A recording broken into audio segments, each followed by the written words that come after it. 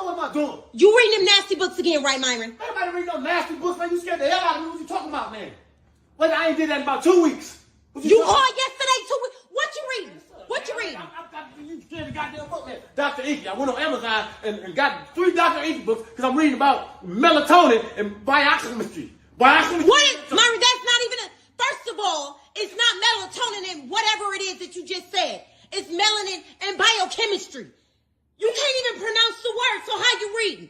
How you reading, Myron? I'm not looking at the pictures. I got the books right here. I'm looking at the pictures. You know, it ain't nothing nasty about this. So what are you talking about? I got all the books right here. What are you talking about? Myron, you don't even know how to read. Every time we get mail, you bring it to me. You think I don't know that? I got hooked on Phoenix. Now, what you talking about? I was hooked on Phoenix, so I know how to read. As of when? Because first of all, hooked on phonics, I believe it's for kids.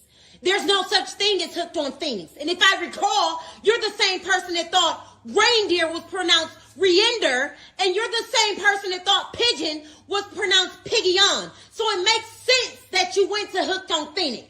Man, such a dumbass. No, you always trying to say somebody can't read. I know exactly what I'm talking about, man. I'm reading the books. I got the book. I got the goddamn receipt right here. I got the goddamn receipt right here for the books. What you talking about? Well, you need to return them for somebody who know how to read them. And I still don't. It's probably all type of stuff in the inside of the books, Myron. That's how sneaky you are. Give me the books. Give me the books, Myron. Hell no. Give me the books, Myron.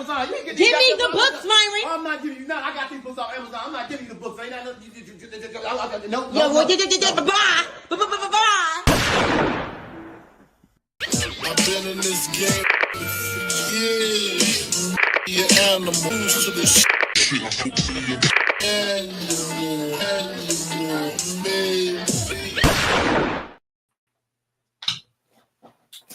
All right.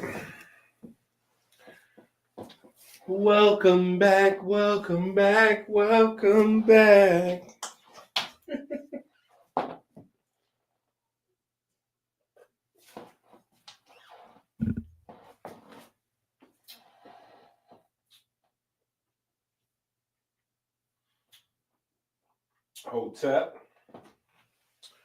Hotep to the Hoteppers.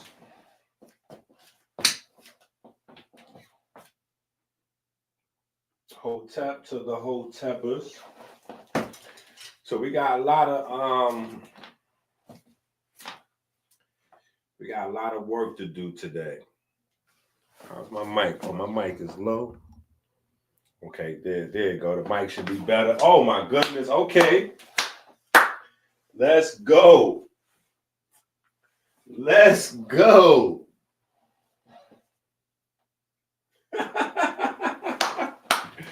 what I'm talking about. Hey, and you know what?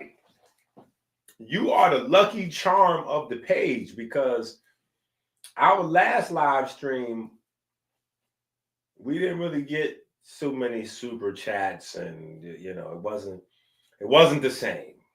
It wasn't the same.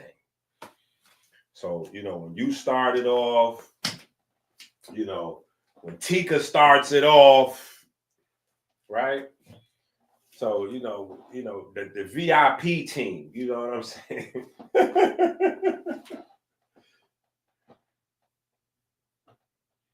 Yeah, it gets crazy.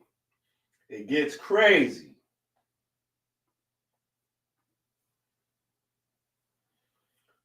So yeah, we gotta make sure we keep that. We gotta keep that energy. But no. We got some stuff to go. We got some stuff to deal with today.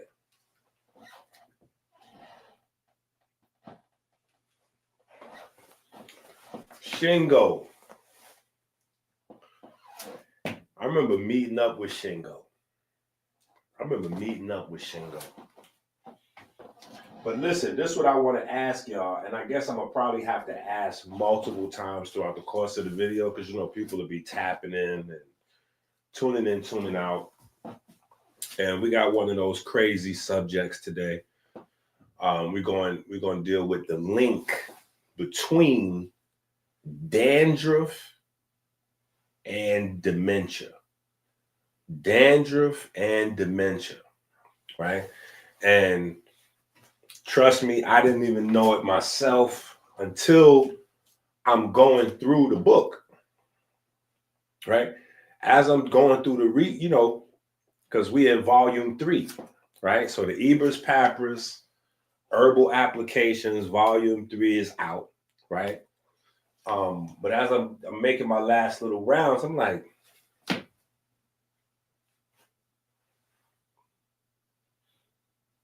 what is this? So created an interesting dynamic. Okay,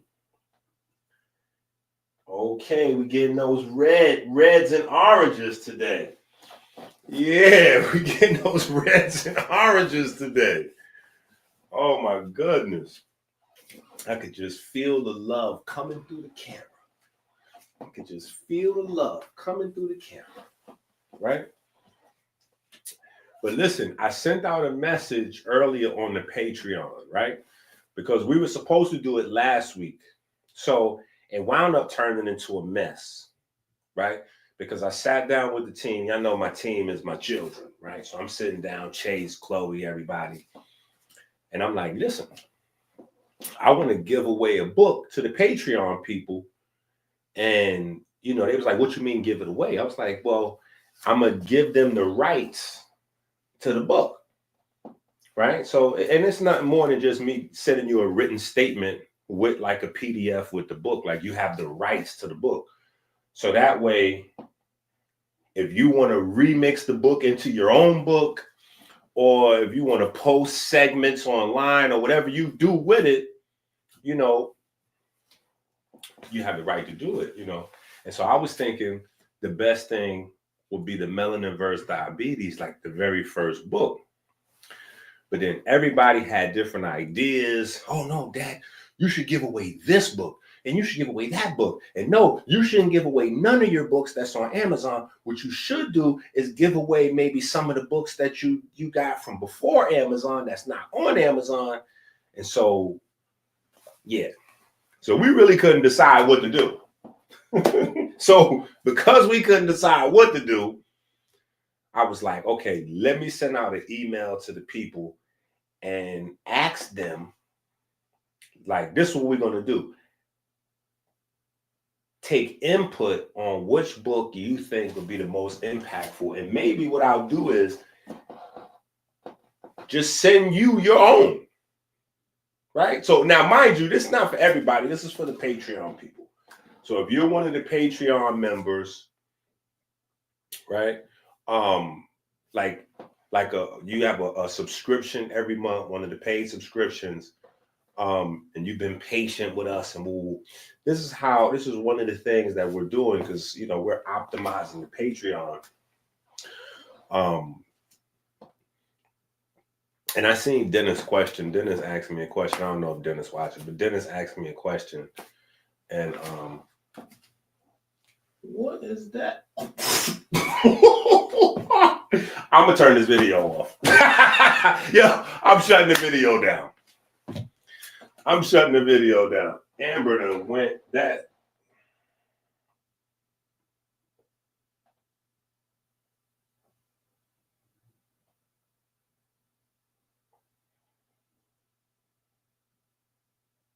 That's crazy. See, Peyton, you done started a love train.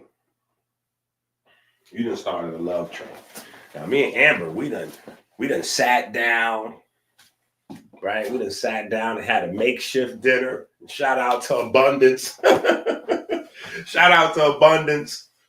Right? So, this is what I want to ask while everybody's in good spirits, right?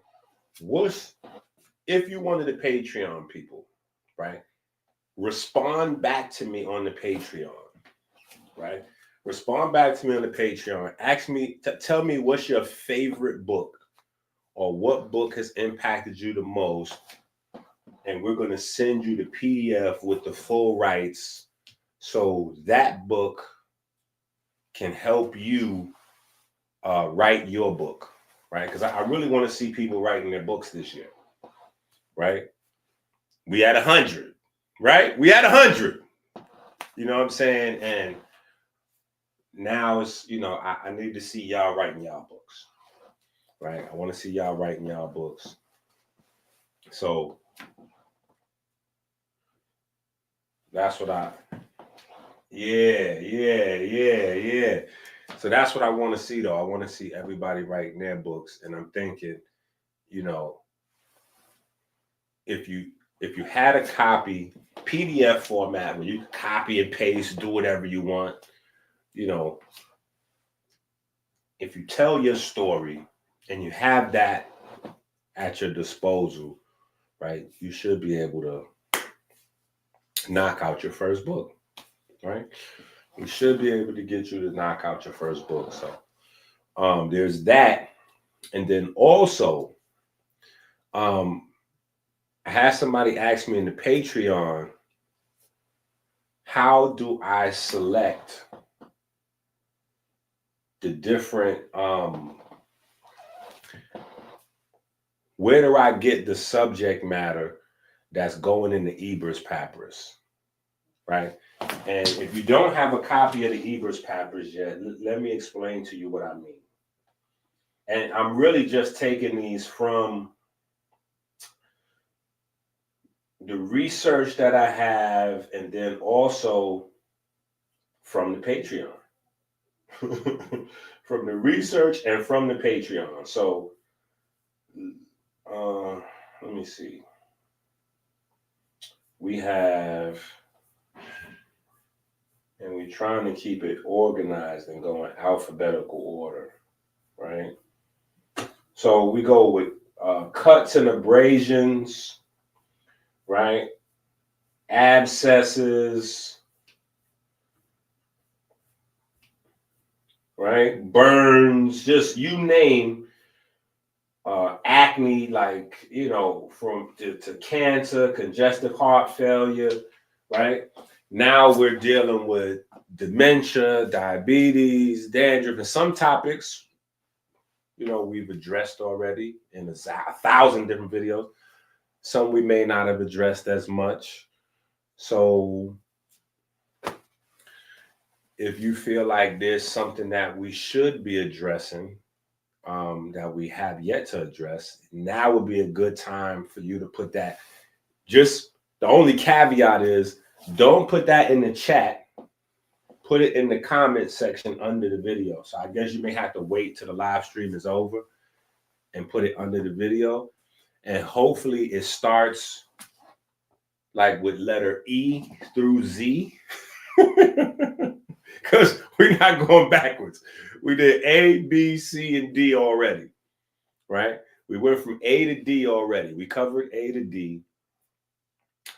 So E through Z, feel free to drop something, you know, from an earache, right? Anything as small as an earache to, I don't know, fungus, or who knows, just whatever it is, tumor, you know, any whatever, right? Whatever. We'd be happy to address it in terms of comedic naturopathy, and give you the perspective from a plant-based, you know, a plant-based approach on it, a plant-based protocol, a plant-based approach, give you a little anatomical insight on it, right?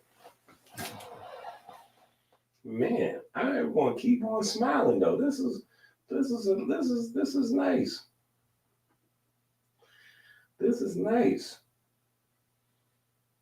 You are heaven sent. It is an honor to know you. It is an honor to know you as well. Yeah. It is. You know what? I gotta do something though. Hold on for a second. Because technically, let me see something. Okay. Sometimes, you know what I'm saying?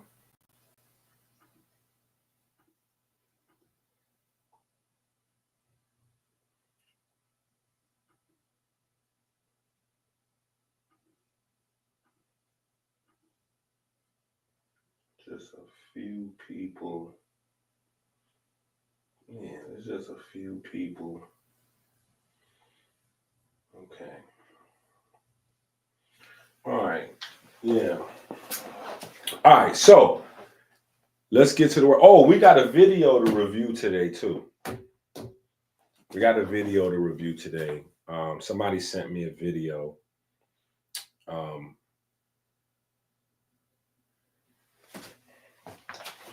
Amber sent me a video, but it's not that video. Amber sent me a video, and the video basically is touching on.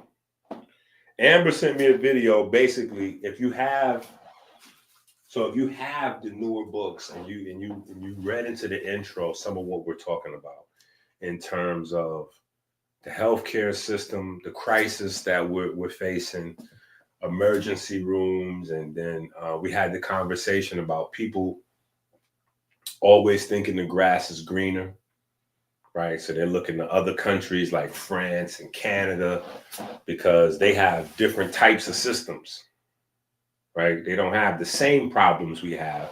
So because they don't have the same problems we have, people think they don't have any problems at all in their healthcare systems. And that's, that's the furthest thing from the truth. That video right there is talking about a woman in Canada. A woman in Canada can't get an MRI for potential brain tumor for over a year, right? And that's what happens kind of when everyone has, equal access to the system. You don't really have the financial incentive to, move at a certain pace and process folks. And it's kind of like, we'll get to you when we get to you. And so, yeah, it might be free, but it might not be a year or two. You might have severe complications, whatever condition you're dealing with, just based on the time that you have to wait, right? And that's blind. That's blind, right? I'm not in Canada. I don't know what it feels like, but I do know people that have went through similar situations where they needed healthcare and they had to get an appointment 3 months, 6 months out. And, so self-education is not a thing that's going to come and go. Self-education is the most powerful form of education.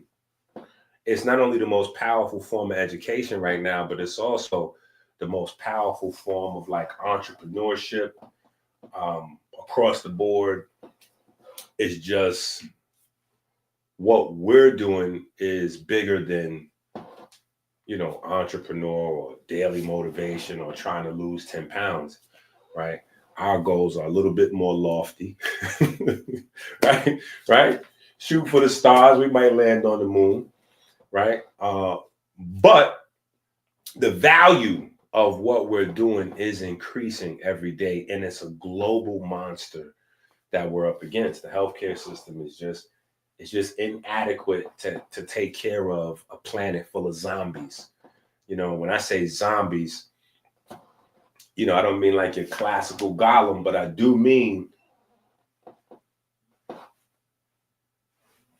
John Q. Public doesn't know how their body works, right? And today's conversation is going to be like a primary example of that, because almost nobody, like only because it's me and people kind of are used to, but outside of that, nobody's making no connection between dandruff and dementia. Like, even though it's kind of low-hanging fruit, once we get through the conversation, like, oh, you know what? I don't see how more people didn't, like how I never, it's one of those things where you kind of just wonder like how you never saw it that way before, even though it's kind of simple once you get it, right? And so I think that's one of the reasons why the Kemetic set of philosophies around medicine, anatomy, etc., has been downplayed outside of the theft of the intellectual property. I think, again, we live in a society where complication is synonymous with genius. How complicated the thing, that's what gives you some. Whereas back then, it was about simplification, right? If you could explain it to a 5-year-old, now you're a genius. Now you're a genius, right? If you can break those big words down and those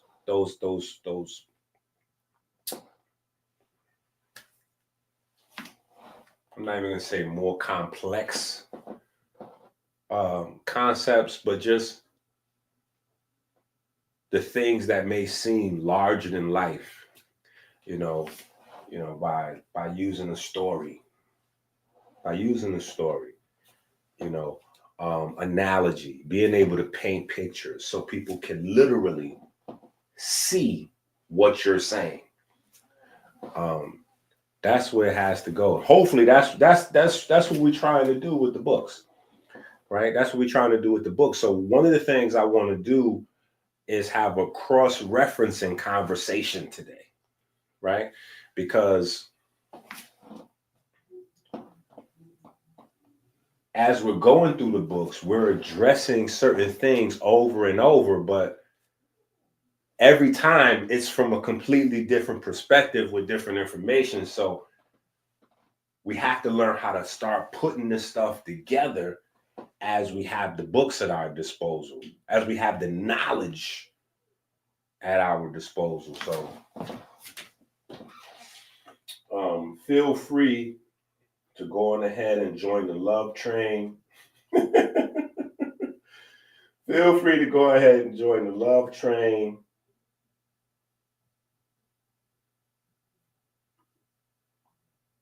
Well, technically, no. Technically, it's not really free. Technically, it's not free at all because it's for the people with Patreon memberships, right? It's people with Patreon memberships. So it's really a members only exclusive. So it's definitely not free, even though that's just the terminology, because otherwise, I'd be saying, go to Amazon, add this to your cart, check out, right? Go to Amazon, add this to your cart, check out. So no, I definitely know exactly what you mean. Free is not always a good thing. No, I don't believe in it. Right? Because I got to order my books. I also have to order my books. Amazon has a good system, but they're not giving away any books. Right? So, no, it's not that. It's just, I want to help people to build and to write their first book. I want to help people to write their first book. So I think that, we probably had maybe 50 or 60 books that we wrote before Amazon. And then now we have another 100 books on Amazon. So I think that's a good sample size. There's 1,000 typos. I appreciate y'all patience with all my typos. At least it's human, right? But I think whatever book you're most passionate about will help you to write your first book, right? You can use that format. You can even use the words, and tell your story. And that'll help us reach more people, because at the end of the day, that's what it's really about. As we look at people, in South America, Canada, across the seas, all around the world that's struggling because they need this information. We have to be more selfless and just try to do whatever it is that we can do to get that information out there.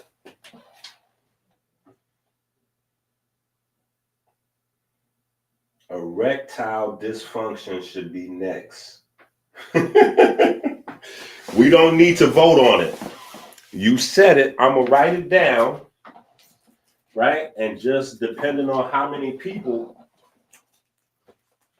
mention a thing, I'm going to write that down right now.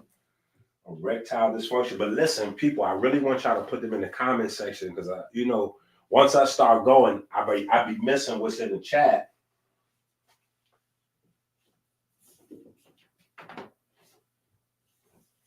I be missing what's in the chat, and I want to make sure with the Ebers Papyrus, because the whole idea is the Ebers Papyrus already exists. You could just PDF an Ebers Papyrus. But the thing is, with the Ebers Papyrus is the herbs, right? 900 herbs vanished. 900 herbs vanished. And I've learned through my years of research that the herbs didn't vanish. They just don't have them out for the public.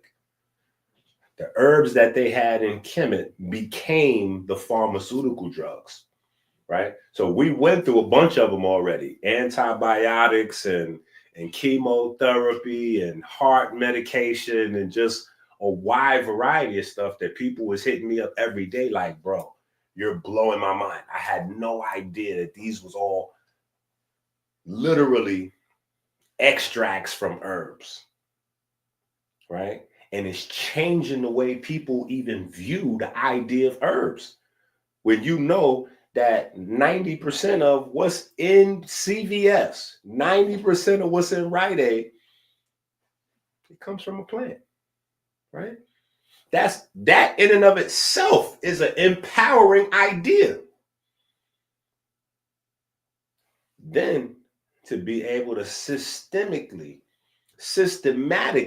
specifically identify which medication comes from which plant and which classification of medications come from what classifications of plants and which alkaloid is this and that and the other. I think that's the wave of the future.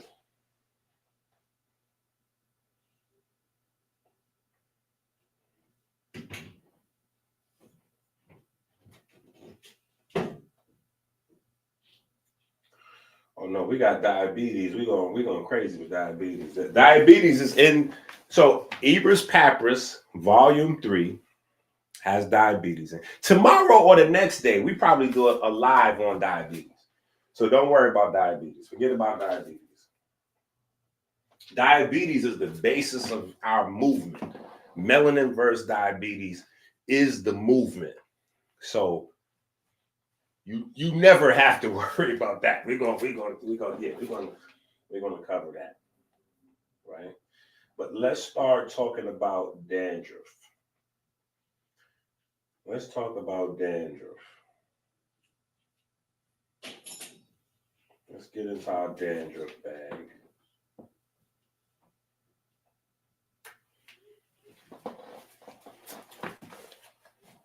All right. A common condition that causes the skin on the scalp to flake.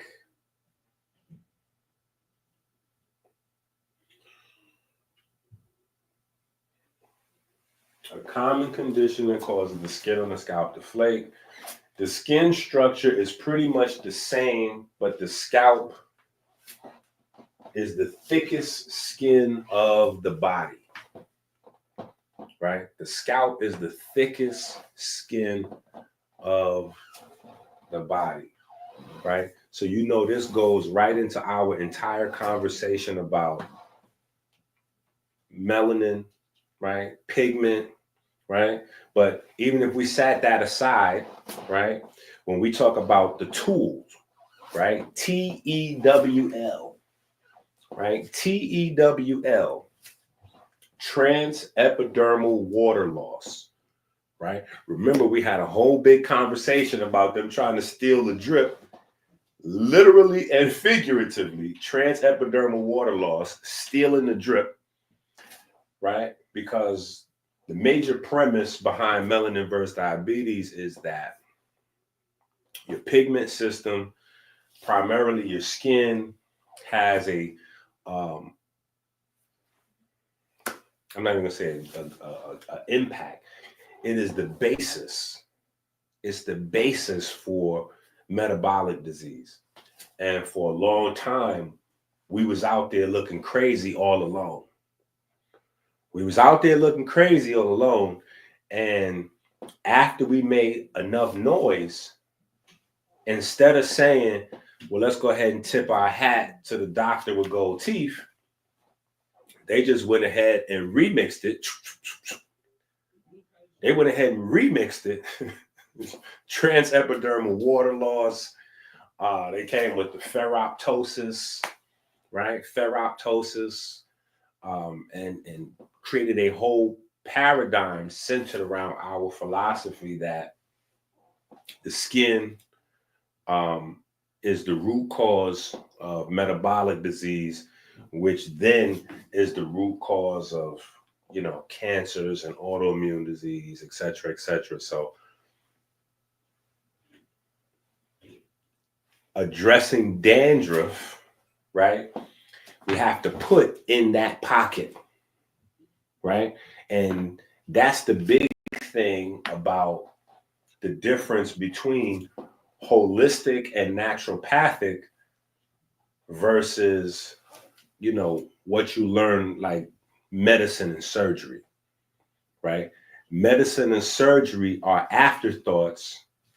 Holistic and naturopathic are preventative measures, prophylactic, right? So holistic and naturopathic is not as much as about, I have a problem, how do I fix it? It's about preventing problems, right? Now you can use the holistic and naturopathic approaches to reverse conditions and fix problems as well, but that's not what it's for, right? This is why when you go back to Kemet, it's such a beautiful system because they created holistic and naturopathy, but they are also the originators of surgery, right? So it's not about either or, it's having the best of everything at your disposal, right? It's having the best of everything at your disposal. And I think that's how we, in the States, in America, that's how we lighten the load on the emergency room, right? The more educated people get, the less people need to go through the emergency room, right? Now, you're not getting ready to rub, no herbs on a busted head. Somebody hit you in the head with a bat, or, you get stabbed or shot, or you get hit by a car. You're not going to rub no herbs on that. But that's what the emergency room should be for, primarily trauma, right? Or, if you're in another country like Canada or one of these places, you need to be able to care for yourself and your babies, and you need to be able to take care of yourself until you can get seen, right? If you've got to wait 6 months, 12 months, 18 months to be seen, right? What are you going to do that time, right? So you need to be able to take care of that. And the primary thing that gets overlooked, especially in the world of herbal salesmen, where people masquerade as holistic healers, but they're really just herbal salesmen, or they masquerade as naturopathic doctors, but they're just herbal salesmen, is, I'm not even going to say diagnosis, because that's more of a medical term, but early warning signs. Right? Early warning signs, things that you take for granted that could be pointing to, a problem coming down the road 5 years later, 10 years later, right? It's not even on the horizon. So you don't have any symptoms yet. You don't have symptoms of dementia just yet. The problem with things like dementia and Alzheimer's is by the time you have symptoms, it's too late to do anything about it. By the time you have symptoms, you're in trouble. So the idea is with holistic, care, naturopathic care, is to really focus in on the early warning signs, right? The early warning signs, right? And yes, dandruff can be an early warning sign for some other nastier issues, one of them being dementia. All right.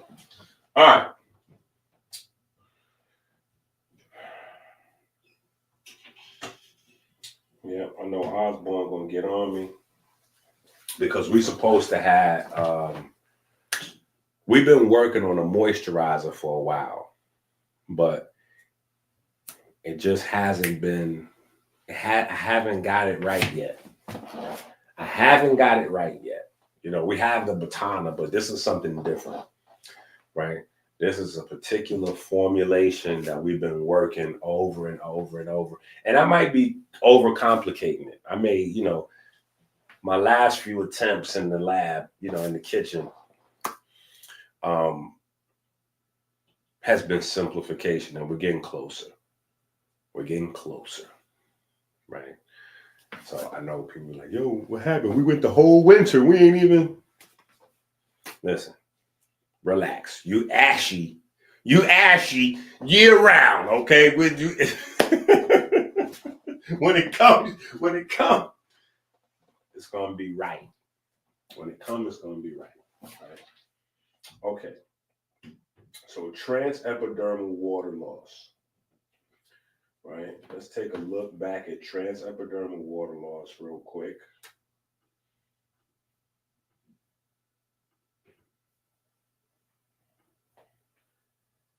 Right? Transepidermal water loss. The loss of water that passes from inside a body through the epidermis to the surrounding atmosphere via diffusion or evaporation processes. TEWL in mammals, also known as insensible water loss, as it is a process over which organisms have little physiologic control and of which they are usually most unaware. Insensible loss of body water can threaten fluid balance. In humans, substantial dehydration sometimes occurs before a person realizes what's happening, right? Now, this is important for a variety of reasons, right? This is important for a variety of reasons. We're in the infantile stage when it comes to understanding our relationship with bacteria. We're in the infantile stages, right? Our germ theory is based on the fact that all bacteria is bad. That's the germ theory, that germs cause disease and blah, blah, blah. We still haven't reconciled the germ theory. We still haven't reconciled the germ theory. Now, there are people that have come along and have proposed other theories, but science has drawn a hard line, and we're still upholding the germ theory. Now, the problem is, and this is one of the reasons why we're alive in such a dynamic time period. The problem is the germ theory has really been, I'm not going to say killed, but it's hard to have a hard line with the germ theory when you also, every day, there are new benefits from the microbiome. Every day, there are new benefits from the microbiome. There are new probiotic products on the market. We went from probiotics to now having prebiotics, which is a particular food for the probiotics. And now there's a good bacteria, bad bacteria. So you can't really have a hard line on the old school germ theory. And then at the same time, we realize that we're actually dependent on our bacteria for, secondary, tertiary nutrition, secondary, tertiary digestion, a plethora of things that our body can't do alone. It does through the microbiome, our immune system, etc. Right? So we're in this place where, we're stuck between the old guard and the new. And, the old guard wants things to stay the same, but that's just not, it's not reality, right? Things have to change. Things have to progress. And some things die hard, Now, as we're in the infantile stage where we're still talking a lot of things about the microbiome, we have to realize that our body is coated with bacteria. So we have a microbiome that lives inside us. We also have a microbiome that lives on us, right? And a large part of transepidermal water loss is how the dehydration and the drying out of the skin affects these populations of bacteria that live on our skin. And what happens when they die off, right? What happens when we don't have healthy, this is the difference between C-section and natural birth, right? Babies that come through the mom's vaginal canal are coated with bacteria from the mom. C-section babies are not. So this is why later on in life, C-section babies wind up having a higher proclivity to certain, allergies, and just, their immune system is not as robust. There's a reason why, right? Babies that are not breastfed, they don't have the same exposure to the inside, right? Because the breast milk confers that microbiome protection from the inside out, right? And I try to tell people about this all the time because we make a lot of mistakes making babies, right? But you can correct a lot of those mistakes by having a natural birth and breastfeeding that baby, right? But we live in a world where C-section is normalized, powdered milk is normalized, to the point where we literally, before the pandemic, we went through a period where we were having a baby milk, like a baby milk shortage in America. And I'm saying to myself, well, how do we go through a baby milk shortage when the breast, like how, what?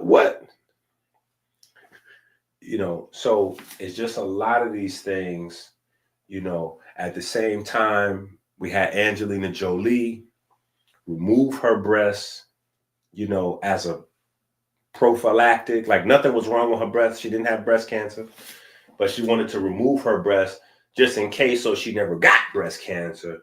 And so, you just have a lot of different things happening where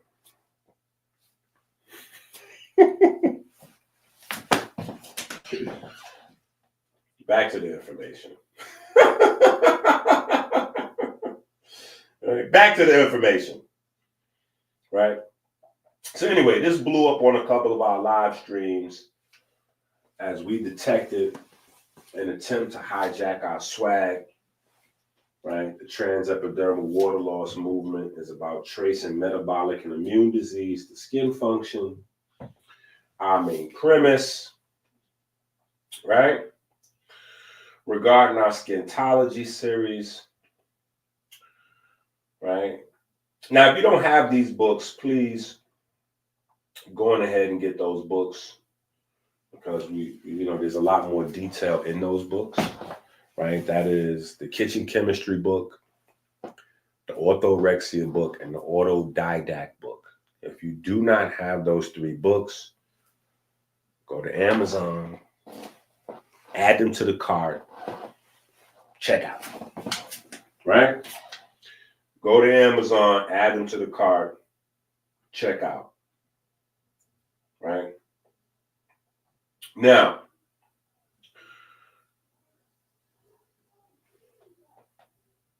a lot of people have asked me, they say, Doc, the purple phase, I get a little tingling sensation, or I'm taking some B complex vitamins, and, I stopped taking the B vitamins because, my skin gets itchy or whatever the case may be. That is peripheral blood circulation, right? That is a good thing. That is a good thing. That little itchy or lightweight burning sensation, it is not going to kill you. It's not going to scar you unless you get itchy and you start going crazy, but that'd be you scarring yourself. Like, it's not going to do anything to you. What that is increased blood flow wherever you feel that sensation. That is increased peripheral blood flow wherever you feel that sensation, right? So that is a good thing for you. Most people, 99% of the world probably can benefit from increased peripheral blood circulation, right? People are getting, amputations, right? They're getting amputations because the blood's not flowing to the feet, right? They're getting tingly hands. My hands falling asleep. You don't have good circulation to your hands, right? Or just one finger or two fingers. You don't have good circulation, right? The fat, the cholesterol, the calcification, right? You got too much calcium in the blood. There's depositing calcium in your arteries hardening, right? All of these things limit your blood flow. All of these things limit the blood flow, right? So vitamin B3 is crucial to, pushing blood through. And when we talk about dandruff and when we talk about dementia, that's what they have in common immediately out the gate is circulation. We forget that your head is an extremity. Your extremities are the place that feel poor circulation first and feel it worse. They feel it first and they feel it worse, right? They feel it first and they feel it worse, right? So we talked about, what book was that? We did a book when Jamie Foxx got out the hospital and he talked about whatever he was talking about. He talked about his situation. And we had a brain bleed, right? And we had dropped a book right on a dime. Because remember, we were talking about the Apis bull, right? And how the bull represented the vertebrae. And we were talking about Amun and the cranial nerves, and it was just right in sync with everything that we were doing at the time. Just in case you don't know, neurosurgeons are spine surgeons, right? Neurosurgeons are spine surgeons, right? So that's another thing that has its birth in Kemet, because in Kemet, they saw the spine also as brain matter, right? We don't discuss the spine as brain matter, but the spine is absolutely brain matter, right? The spine is absolutely an extension of the brain for all intents and purposes. Hence, cerebral spinal fluid, cerebral brain, spinal, spine, cerebral spinal fluid, right? So neurosurgeons work in the brain and work on the spine. That's their area of expertise. And the video that we need to review today, if we get to it, right? But it's a neurosurgeon. So I kind of wanted to go, because it's a very interesting video. It's a neurosurgeon explaining why he quit, right? And it's not Jack Cruz. It's a neurosurgeon. He's coming from a pure place. Jack's a hustler. But he's coming from a pure place. I wanted to look at his video just for perspective. Like, I think it's an interesting. But anyway, so a lot of times when you take B3, you will feel it in your scalp. Literally, you'll feel it in your scalp, right? You'll feel it in your scalp, tingling around your. That's because you're getting increased circulation to the scalp. Increase circulation to the scalp, which is very important. And also,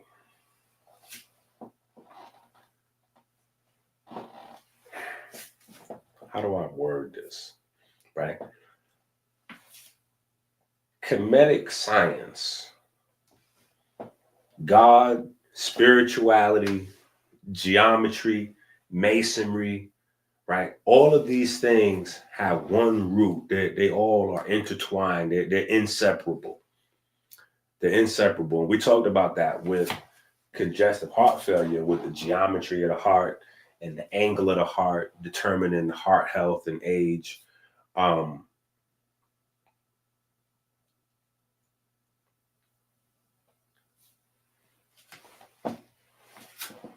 Just, when you look at certain things, you see the through line, right? You see the through line. You see the 22 vessels of the body, right? The 22 metu, right? The 22 vessels of the body, right? Those correspond directly to the 22 parts of the skull, right? So this is comedic anatomy. This is comedic anatomy, the 22 vessels or 22 metu, right? And the 22 parts of the skull. Now, later on, right, this gets transposed, and then you have what? 22 Hebrew letters, right? The 22 pathway connecting the Sephora to the, and you have the whole the Jewish mysticism thing. But when you start with the EnQi, the 22 parts of the skull, right, correspond directly to the 22 vessels, which is circulation, right? Circulation, most important. So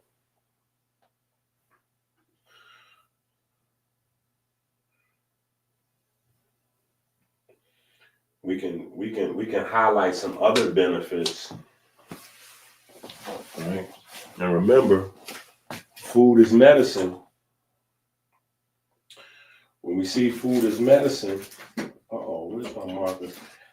I never remember where I put the last marker from the last class, and then they get mixed up with the bad markers. And then my babies come in here.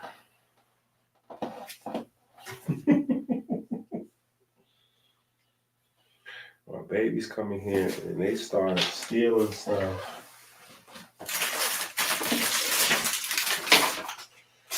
They start stealing stuff.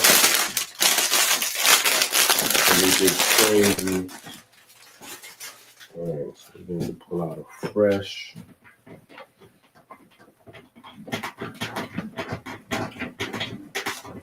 All right, so just some quick circulation benefits that we don't link to circulation, right?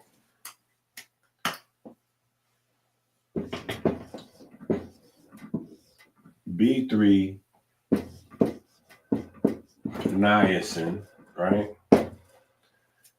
Right. We talk about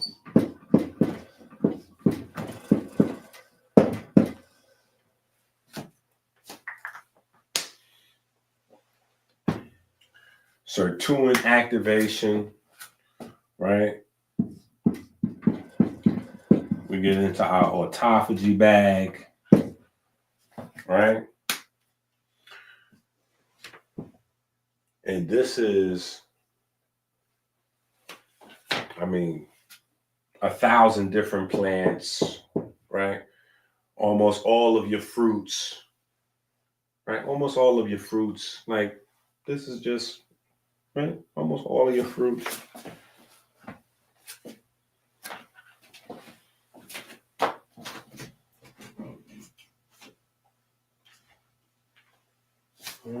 Make sure my camera look like it's having trouble.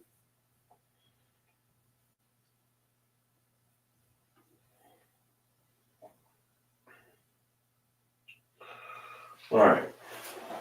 So now let's go through some added vocabulary, right?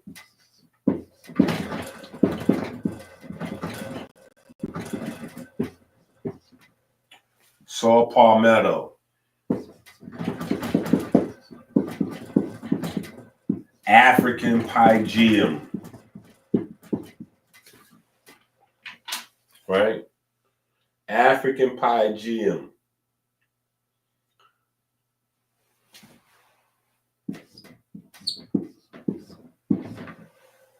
T4. This is from your thyroid, right? So T4 is, you break this further down, right?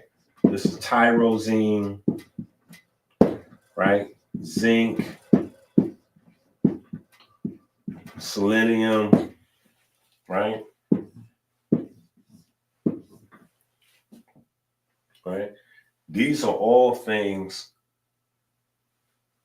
that, right, you want to have in circulation, right? So we address two issues, or we're speaking to two issues, right? A, circulation, to get the blood to flow to the brain, to flow to the scalp. But then once we got that, right, which is relatively easy, what is it that we have flowing to the brain or the scalp? Like, for instance, we go back to breastfeeding, right? Because when me and Abundance back in the days, we went on the road, right? We speaking on breastfeeding. Like, we try and get the sisters to go back to the old school breastfeeding, right? And, it was a wave. It was catching on and all that. But then I had to pump the brakes. I was like, oh, time out. I get it. It's lovely. I'm glad everybody getting back into the flow. Yeah, breastfeeding. All right, cool. What's inside that breast? Oh, breastfeeding is good. Yes, back to breastfeeding. But what's inside your breast? Like, what do you mean? This is the breast milk and the woo woo. I'm like, no. It don't work like that. If you don't have nothing but Pepsi Colas and beer and McDonald's and woo woo, that's what's in that breast. Yeah, you're turning what you eat. You're a blender. You're literally a juice machine for your baby, right? You're converting what you eat into that breast milk. So the quality of the breast milk is based on how you're eating, how you're living, right? So it was one thing to get the sisters, let's go back to breastfeeding. But then it's a whole nother thing to go, okay, let's condition our breast milk, right? Let's condition our breast milk, because one of the reasons why synthetic breast milk can never keep up with the real thing is because every day you have a different baby. Your baby's not the same every day. Remember, all the cells in your body are being replaced every single day. At every stage of development, your baby requires a different mixture of nutrients. At every stage of development. And your body is designed to produce those nuanced changes for your baby as time goes on, right? Breast milk, right? Same thing going with your brain and your scalp. Same thing with your brain and your scalp, right? And we talked about the divine cow, right? So when you go back to Kemet, right, you see the divine cow, and then you see the gods. The gods are like little calves, and they're suckling the divine cow, right? Well, now we have a thing called the neurovascular unit, the NVU, neurovascular unit. The neurovascular unit is the outer layers of the brain functioning as one unit to slow drips, like breast milk, literally like breasts for your neurons, right? To breastfeed your neurons as slow or as fast as they need, right? As slow or as fast as they need. Right? Because everything has to be in perspective, in ratio, in balance, right? So, yes, circulation, but then we have to go, what are we circulating? Right? And then we have to go from things that we know, to things that we may not be familiar with, right? Versicans. What is that? What is versicans? What is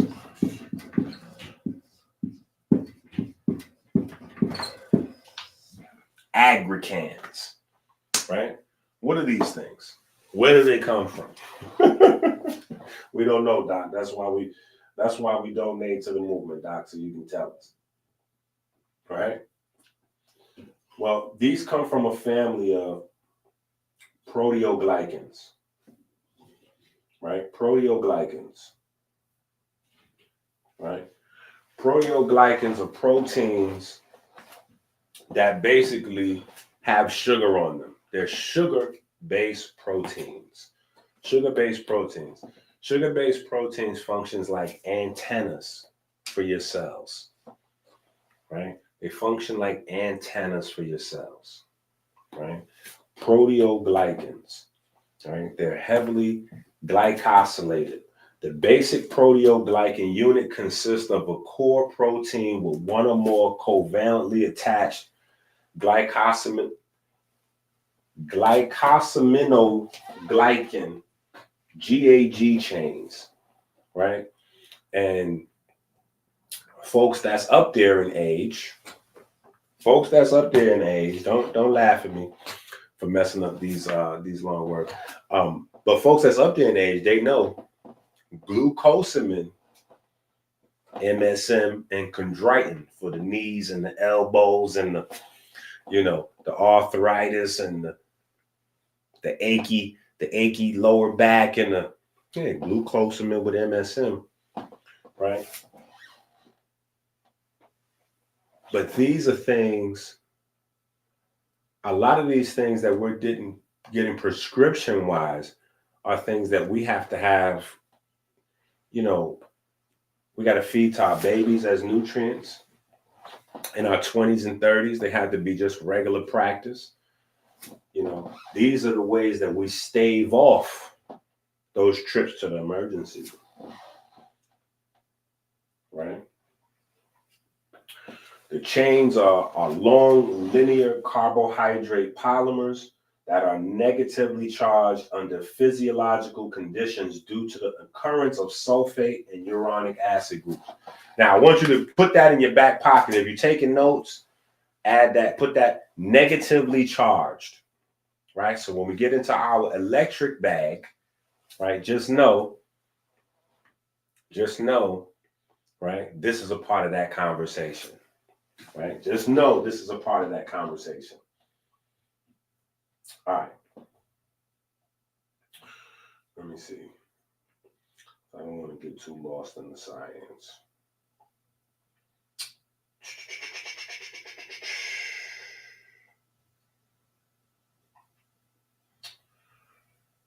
All right. When it comes to hydration, nothing is as prolific as shea butter, right? The problem with shea is it's too thick and messy. Scientifically, though, it's a great discussion regarding TEWL or 2-trans epidermal water loss, right? And for a second here, we're going to break down shea. We're going to use shea in this conversation just so we can get into understanding, I guess, how simple this is to combat, right? How simple this is to combat, how simple it is to put an extra 2 decades on your life, right? Because it's one thing when we have the conversation about drinking more water, right? It's another thing when we have the conversation about diuretics like caffeines and things like that. But then we don't even have the conversation about the water we lose through our skin, right? And for those of us who are spoiled and or blessed to live in locations where it's hot all year round, up yours, no, just kidding. But for the rest of us, we getting ready to come into our warm season, right? Now, Michigan, you know, we challenged in Michigan. We didn't had snow for the last 2-3 days. So, you know, it's this. we had snow the last 2-3 days. So we still challenged up here in Michigan. Right? We still challenged. We had snow the last couple of days. Right? But I want to get into some of this chemistry where we take it a little further than hydration. Right? Now, for my mixologists at home, right? My mixologists at home.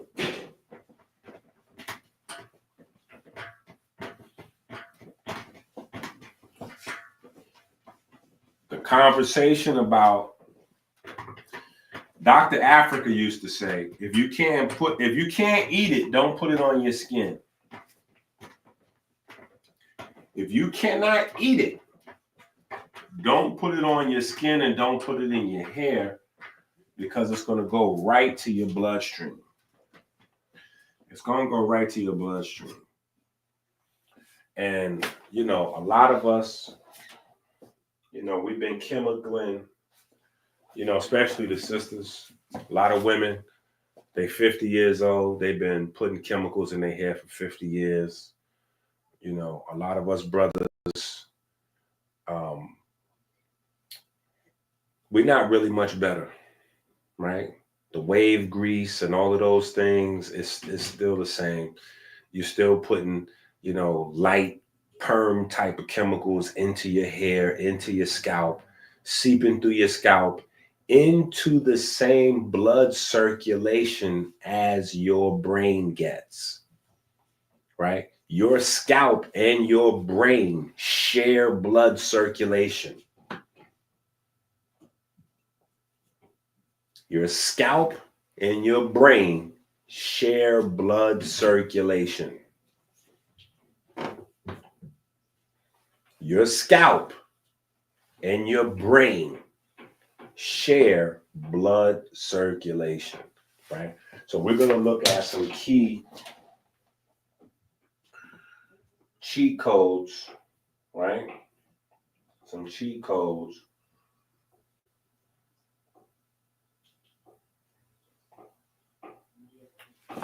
Right?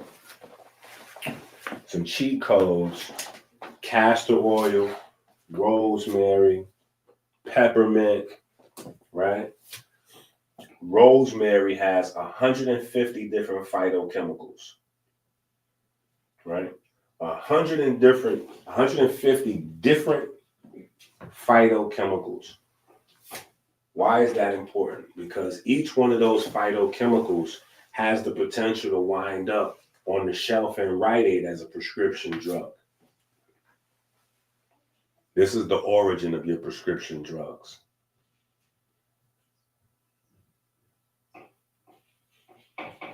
This is the origin of your prescription drugs. This is the link. This is the link between what you have in your kitchen chemistry, and going bankrupt from healthcare. Going bankrupt because you could barely afford medication, right? Or not even making it, depending on what country. You in Canada waiting 18 months to get seen.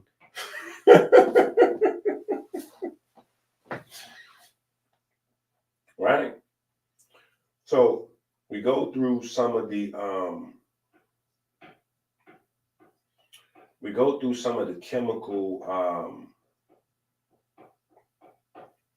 Now, mind you, this is Ebers Papyrus Book 3. We go through some of the chemical composition of a couple of different things here. Now, you can obviously take your shea butter, castor oil, some rosemary, your peppermint, put them in a blender. Right? You can blend them up. Right? Make your little at-home thank you, Dr. EnQi formulation. Right? Add you a splash of coconut, some botana, right? Keep the consistency to match the climate, because if it's hot outside, you can't really use something that thick. right? You be out there looking like Javante Tank Davis, taking a knee in the middle of the boxing match, talking about grease getting in your eye. The most zestiest boxing moment in all of boxing history, right? But typically throughout the summer, you want to go lighter. The winter, you can go heavier with something much thicker for your skin and your scalp, right? Something much thicker for your skin and your scalp, right? In terms of your shampoo, right? You can buy or create your herbal shampoo. You can buy or create your herbal shampoo. Now, aloe vera and soybean are not on our to eat list, right? So we are not a part of the soy community, right? But on the skin,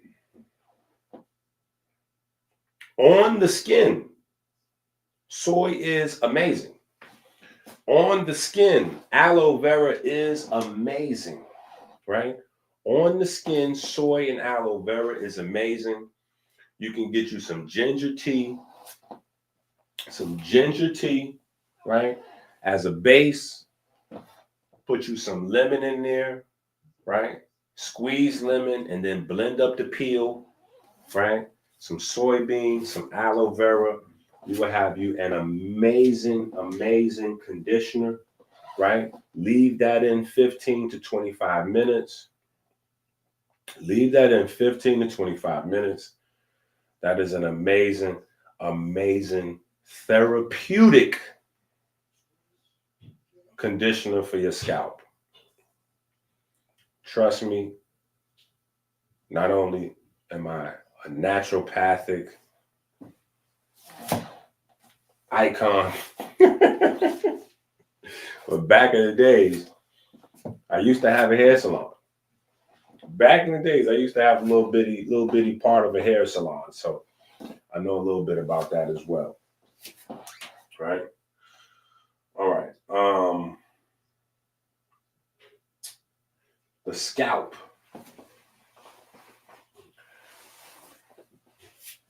The scalp. This part here is so important that this is actually on the back of the book. This is on the back of the book, right? The mnemonic for scalp, right? The skin of the scalp contains numerous hair follicles and sebaceous glands, connective tissue, a dense subcutaneous layer of fat and fibrous tissue that lies beneath the skin containing nerves and vessels of the scalp. Aponeurosis, the epicranial aponeurosis or Gallia aponeurotica is a tough layer of dense fibrous tissue which anchors the above layers in place. It runs from the frontalis muscle anteriorly to the occipitalis posteriorly. Loose areolar connective tissue. This layer has a gel-like consistency. Hint, hint, wink, wink. Stop the presses. Stop everything. Go to AmericanHealer.website and get you some Blue Magic. Just saying. Loose areolar connective tissue. This layer has a gel-like consistency and allows the more superficial layers of the scalp to shift about in relation to the pericranium. It is constituted of more matrix than fibers. It contains random collagen 1 bundles, collagen 3, and is rich in glycosaminoglycans, or GAGs for short. I think we're just going to do GAGs from now on. In craniofacial surgery and neurosurgery, this layer provides an easy planar separation between the upper 3 layers and the pericranium. In scalping the scalp, it is also torn off through this layer. The layer is sometimes referred to as the danger zone because infectious agents can easily spread through to emissary veins, which drain into the cranium. Right?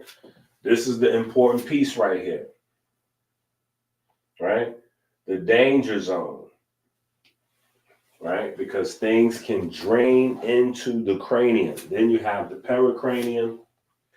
This is the periosteum of the skull bones, a membrane that provides nutrition to the bone and the capacity for repair. During surgery, it can be lifted from the bone to allow the removal of windows of bone. The blood supply to the scalp is via 5 pairs of arteries, 3 from the external carotid and 2 from the internal carotid. All right. Now, this is where, again, things get slippery here, right? Things get slippery here.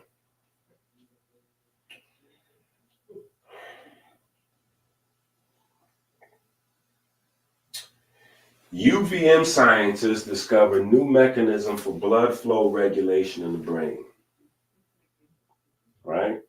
UVM scientists discovered new mechanism for blood flow regulation in the brain. A team of UVM scientists led by Mark Nelson, PhD from Larner College of Medicine at the University of Vermont, has uncovered a novel mechanism that reshapes our understanding of how blood flow is regulated in the brain.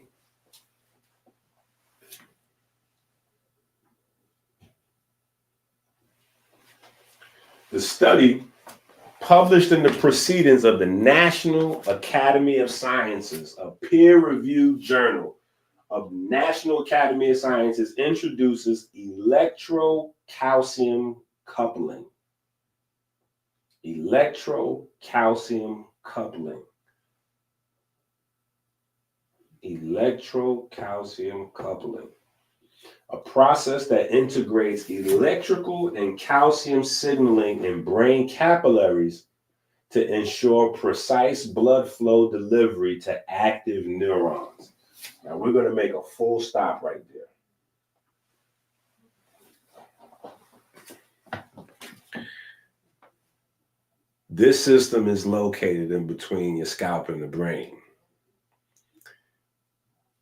This is the mechanism of the neurovascular unit, right? This is the mechanism of the neurovascular unit.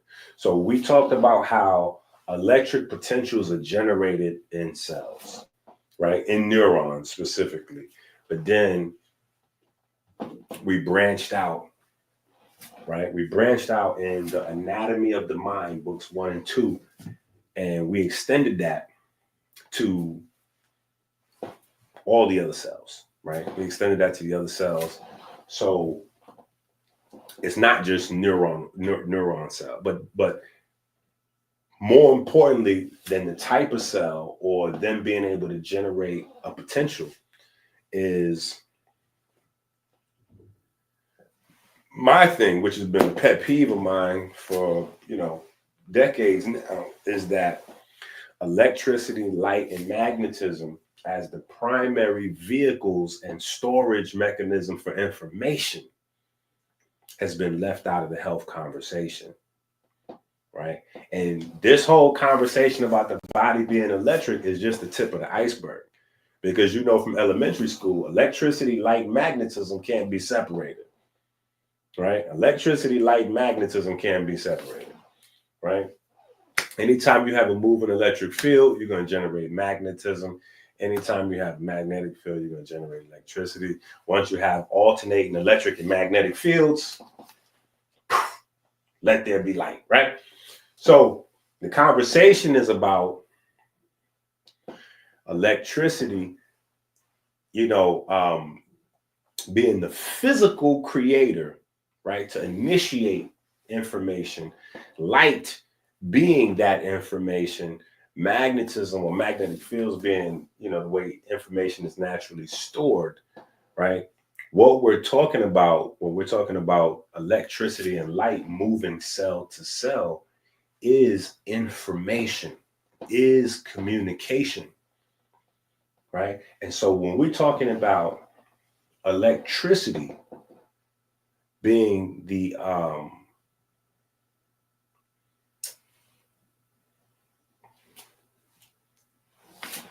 determinant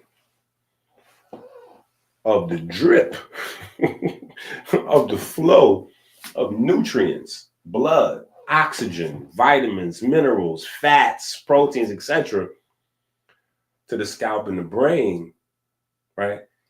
That changes the nature of the conversation, especially when we looked at, remember,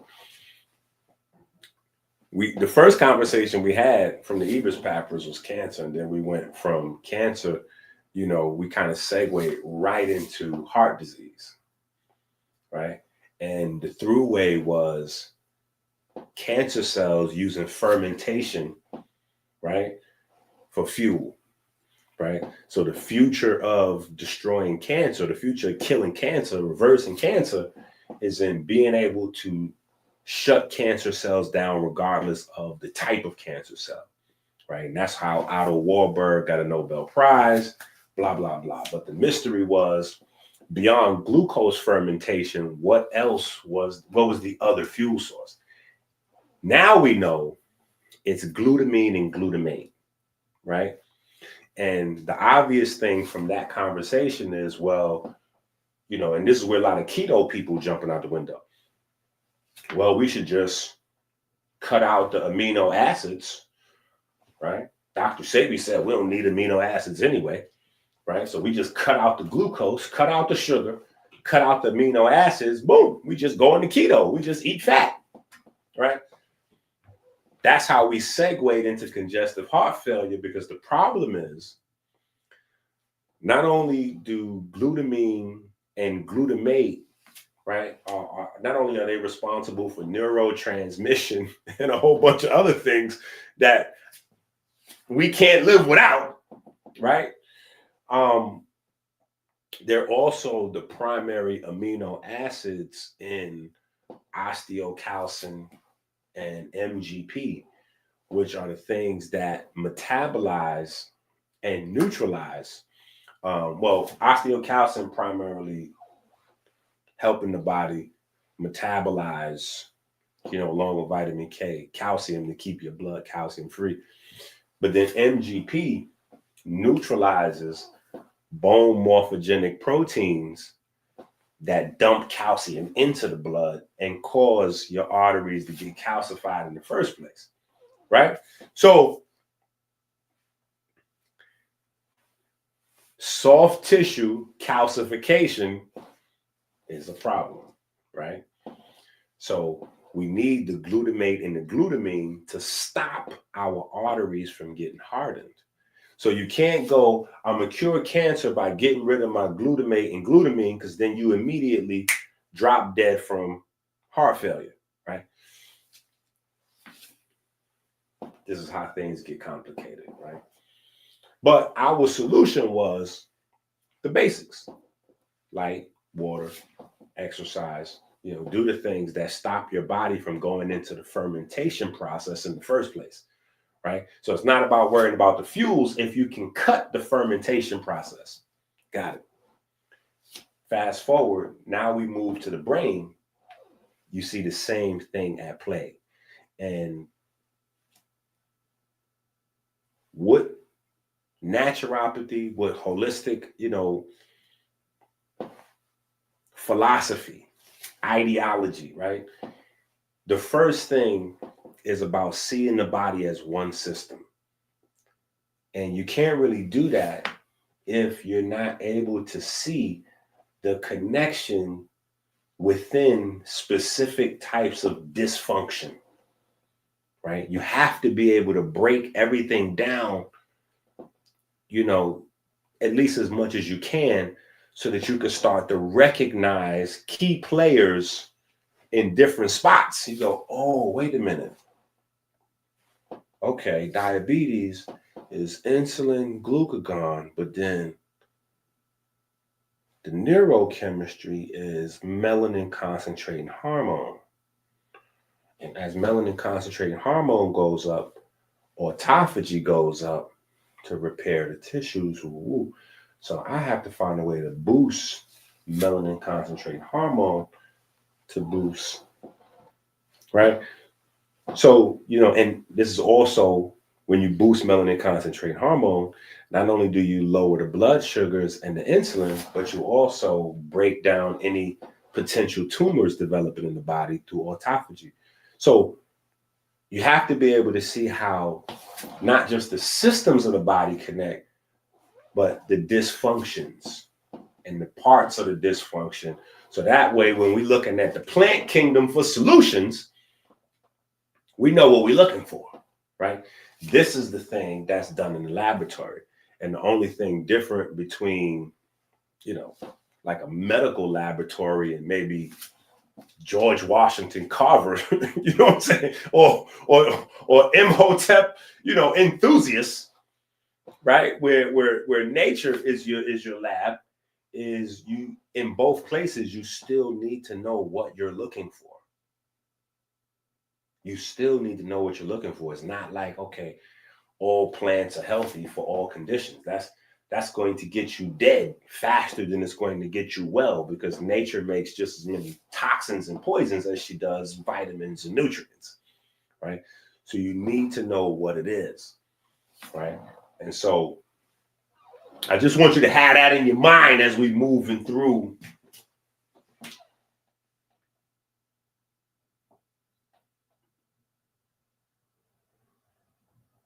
Talk that talk. Okay, wait a minute. A book request. Parasite book.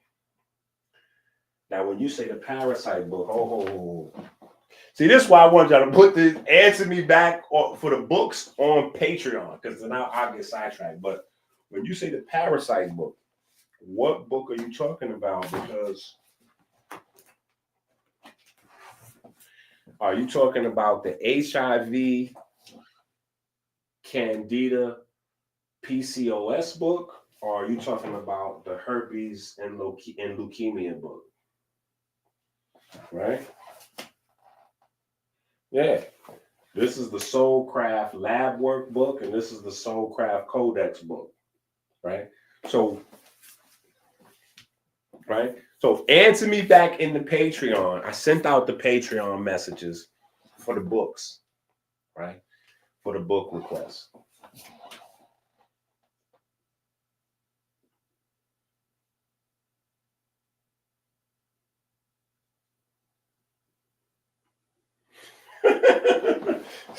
Yo, Sa trolling. What's up, Sa? Peace to the God. Peace to the God. Nice to have you in the building. Nice to have you in the building. Right? So, listen. We have to understand, even when we look at calcium, though, right? The same way we looked at glutamine and glutamate regarding cancer or cancer cell fermentation, right? And we jump to the conclusion we need to eliminate them. The same thing happens with calcium, right? The same thing happens with vitamin D. You have a lot of doctors telling people don't get too much vitamin D, right? Because if you eat too much vitamin D or you take, like high vitamin D doses, you can get too much calcium in your blood, and then that becomes problematic. And they're not exactly wrong. They're not exactly wrong. If you have too much vitamin D, right, you can get too much calcium in your blood if you don't have the vitamin K, if you don't have your amino acids, if you don't have all the other pieces of nutrition, right, that's going to allow the higher levels of vitamin D to make you build denser bones, right, to help you rebuild back your tendons, your ligaments, your joints, right, to help you rehydrate the synovial fluids, right, to help you rehydrate the synovial fluids, right? You need calcium for all those things. Calcium is everywhere, especially in the cerebral spinal fluid. You need it in the third ventricle. You need calcium everywhere, right? You need calcium everywhere. So you can't go, oh, we need to run from calcium. No, it's to make sure the calcium is properly metabolized, right? You need the calcium to go where it's supposed to go And we need to remember when we're looking at the minerals, right?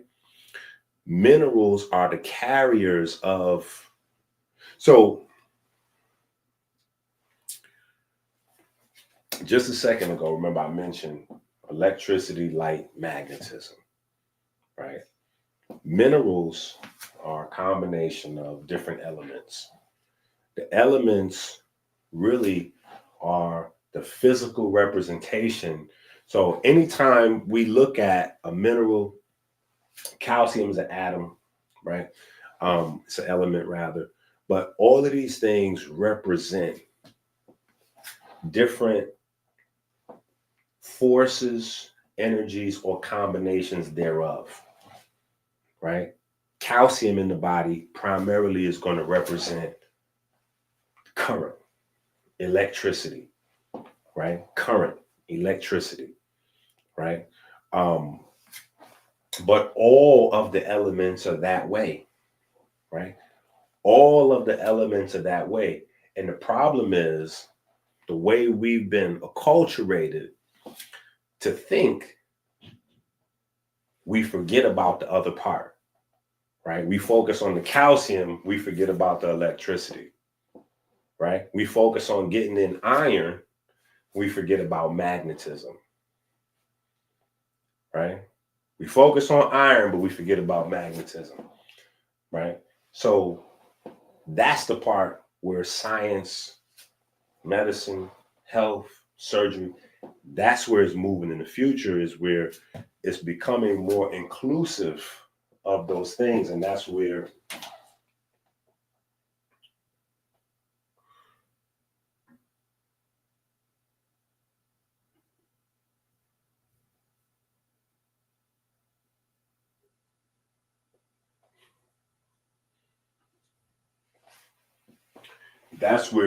this type of conversation becomes like, now, mind you, these conversations in certain groups, this is old information. Certain spaces, this is old information, right? Dr. Sabian been saying the body is electric for 40 or 50 years, and he didn't create that concept, right? He bring it and made it popular in the Black community, but he didn't create that conversation, right? You had Robert O. Becker, and you had folks outside, you know. So understanding the electricity of the body is an old concept, right? It's just a matter of, again, nailing down the mechanisms. Now, cerebral blood delivery depends on mechanisms such as electrical signaling, which propagates through capillary networks to upstream arterioles to deliver blood and calcium signaling. Now, without going too deep into the woods, too deep into the weeds, right? This is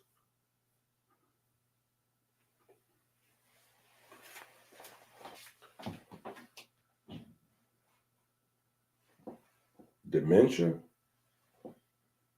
dandruff. Right? Dandruff in this capacity, in this conversation, is a man waking up in the morning without a salute. Right? Because we've been bred to believe that when men wake up in the morning and we don't have a salute, like when you're a young man, every morning you wake up, you hard.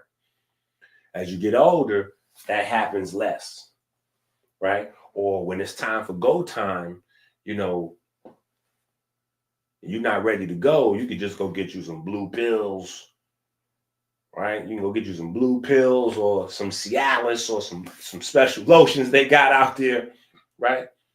We're not taught to use that as a diagnostic tool, as an early warning sign to say, we have heart trouble coming 5-10 years. We 5-10 years off from heart trouble,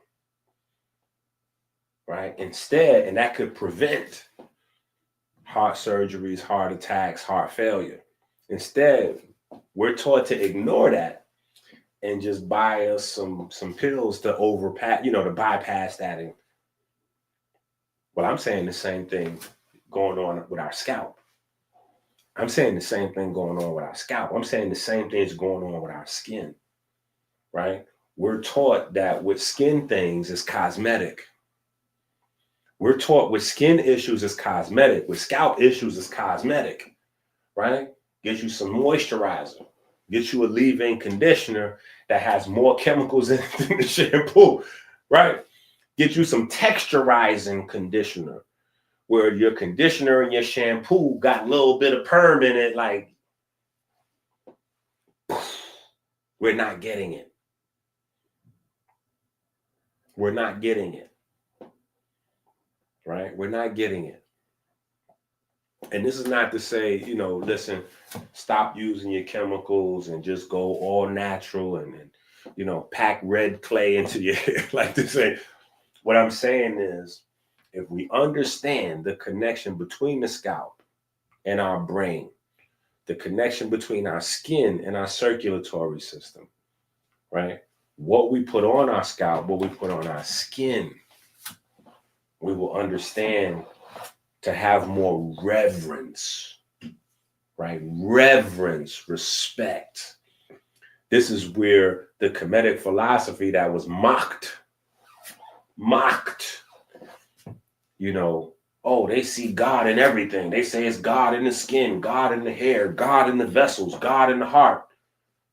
Yeah, because once God is taught to be in your skin, your hair, your bones, your teeth, your privates, your whatever, you approach the subject of your body with a different type of reverence, right?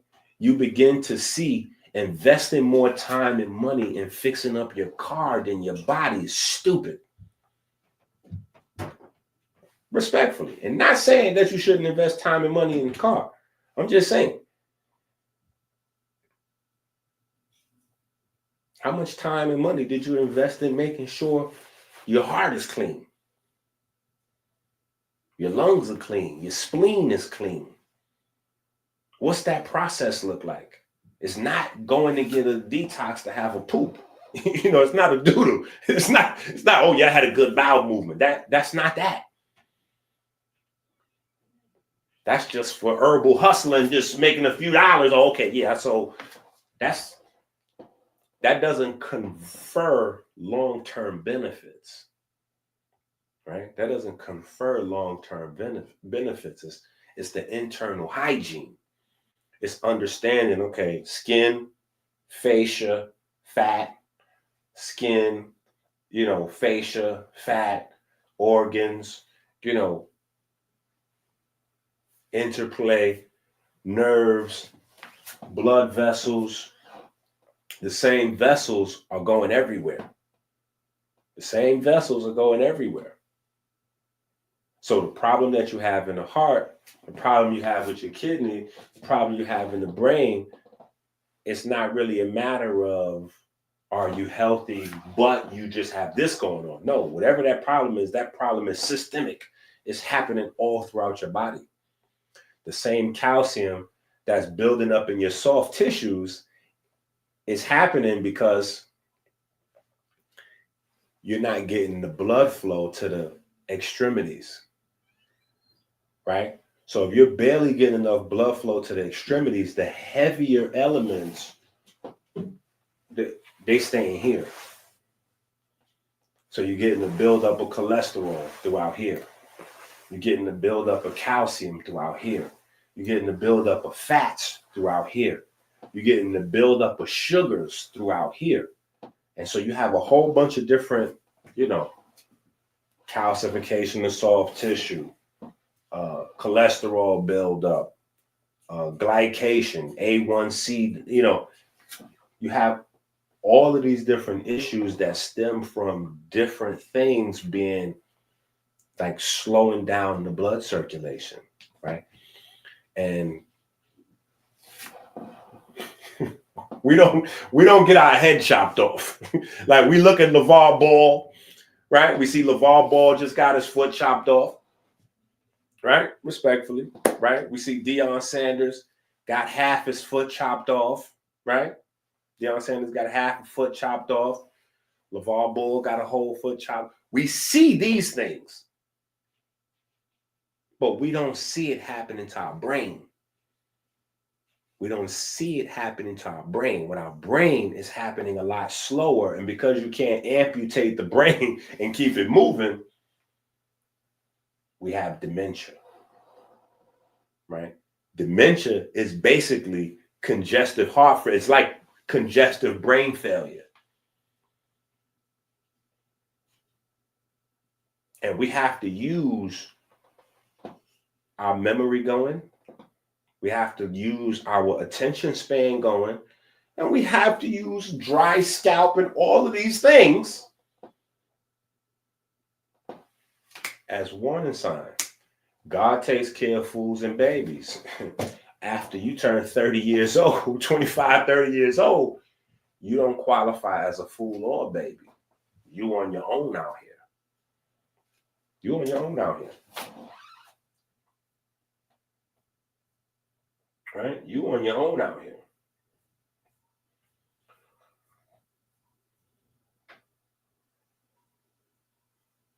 So hold on. Let's do this. Let's open up a book real quick. Let's do this. Let's go into the Legend of Wuxia real quick. Right? Let's go into the main book, the Comedic Naturopathy book. And somebody asked me if I could put this book on sale, because this book is like $200 right now. I'm gonna work on putting this book on sale for the people who don't have this book yet. Maybe we could put this book on sale on Amazon. I don't know how to do that yet. I don't know how to do that yet. I'm not as savvy on Amazon, but I'm gonna find a way. I'm gonna get the price drop from $199. We're gonna drop the price down maybe to $149 or something like that. Maybe back to $99.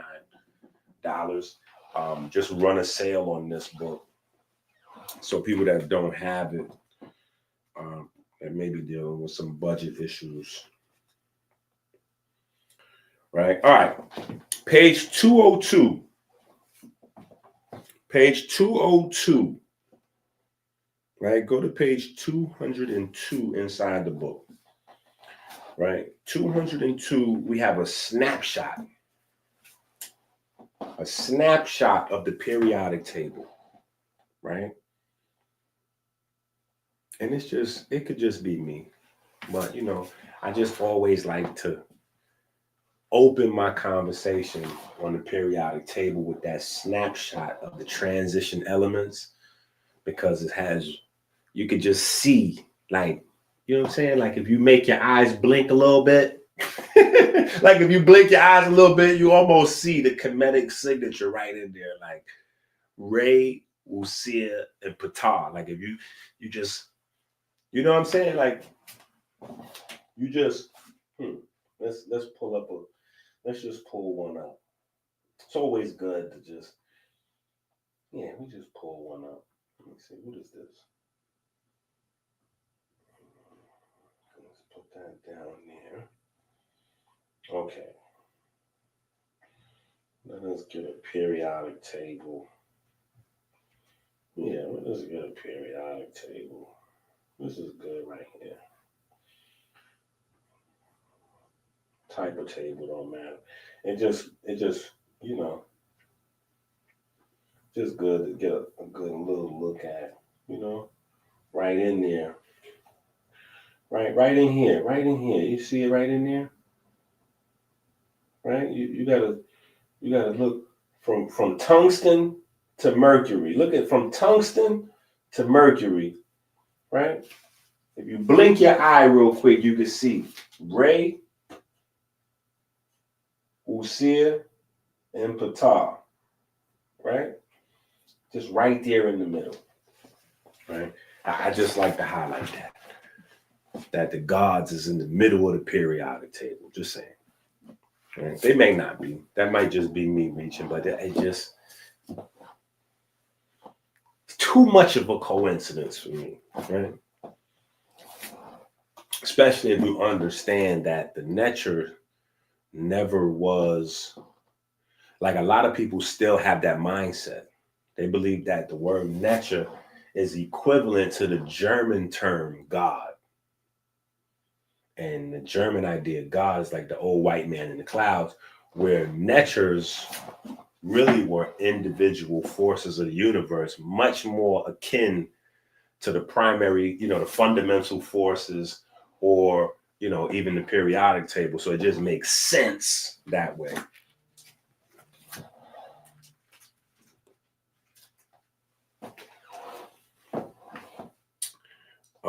Okay, so the primary building blocks, we're on page 203.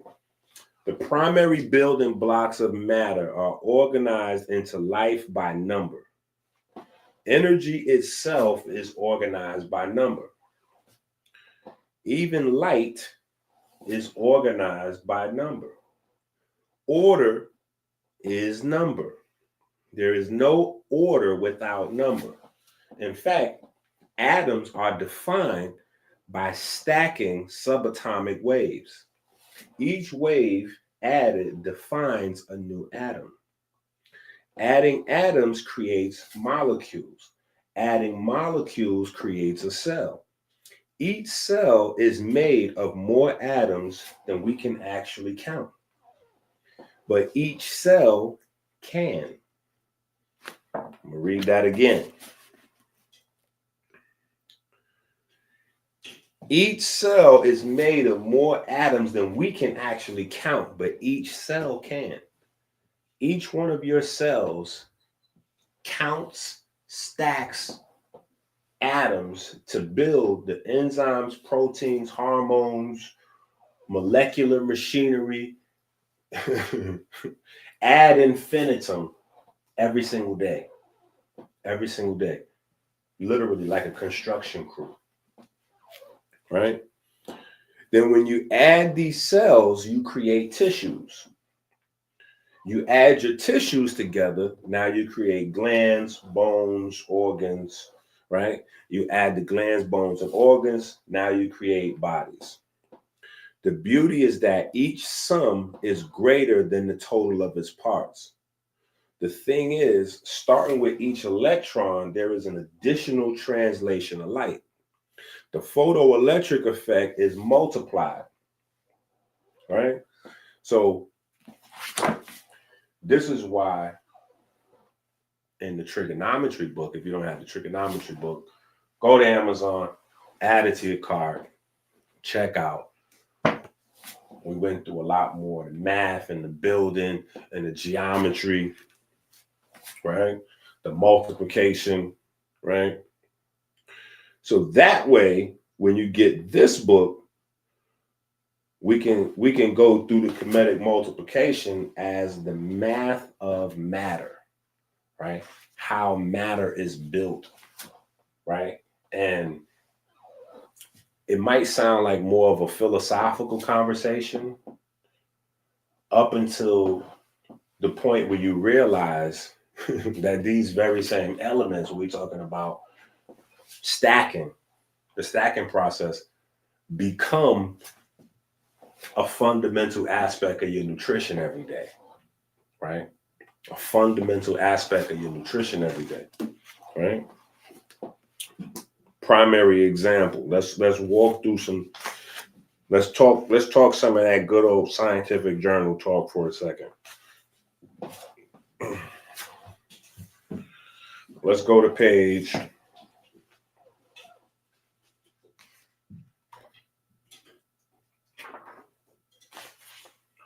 Let's go to page 367. Hold on, I'm having a daddy moment.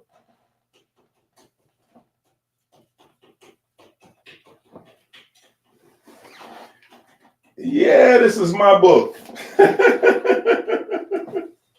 Yeah, this is my book. Si, what you think is going on?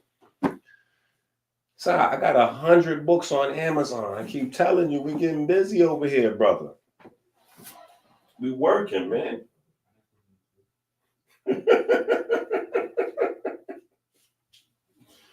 Sorry, we've been over here working, man. But hold on, I'm having a daddy moment. But get your book out. Turn to page 367. We're about to come right back to that. Myron! Ooh, I can't stand. Myron! What? What are you doing? What you doing? What you talking about? What am I doing? You reading them nasty books again, right, Myron? Everybody read those nasty books, man. You scared the hell out of me. What you talking about, man?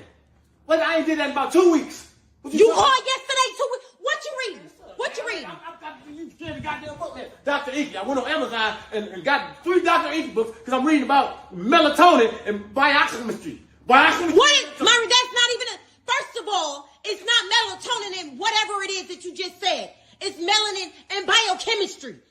You can't even pronounce the word, so how you reading? How you reading, Myron? I'm not looking at the pictures. I got the books right here. I'm looking at the pictures. You know, it ain't nothing nasty about this. So what are you talking about? I got all the books right here. What are you talking about? Myron, you don't even know how to read. Every time we get mail, you bring it to me. You think I don't know that? I got hooked on Phoenix. Now, what you talking about? I was hooked on Phoenix, so I know how to read. As of when? Because first of all, hooked on phonics, I believe it's for kids. There's no such thing as hooked on Phoenix. And if I recall, you're the same person that thought reindeer was pronounced reender, and you're the same person that thought pigeon was pronounced piggion. So it makes sense that you went to hooked on Phoenix. Man, such a dumbass. No, you always trying to say somebody can't read. I know exactly what I'm talking about, man. I'm reading the book. Hold up. Wait a minute. Just right now. Look at this. Woo! I just got some. Woo! I just got some. Ah! All right, let me see what I got. Okay. Let me see what I got. Okay, so I got the blue magic book, The Comedic Origin of Chemistry. If you don't have this book, you know what I'm getting ready to say. Go to Amazon you already know, right? The Comedic Origin of Chemistry. I just got mine. Ooh. What else we got here? Farrow and Associates LLC, Real Estate Group. Right? I feel good. Intro to Kemet's Law and Order. Right? Okay, I got my 360 books. Right? I got all 3 of them. The purple book, the brown book, and the black book. Ooh, it's lit. Yeah. Okay, that's crazy. That was good timing. Yeah. I got the Comedic Origins of Artificial Intelligence, Comedic Origins of AI. Yeah. What else we just got?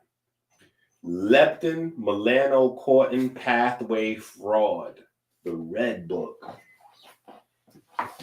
Oh my goodness. Now I'm excited. We got the civil rights book. Just got all these books, right? Confidential information, right? The astrobiology book. Woo! And then we just got Djedschool Volume 1. So I'm almost up to date. I don't have Djedschool Volume 2 and 3. Everything else I got. Ooh. Ooh.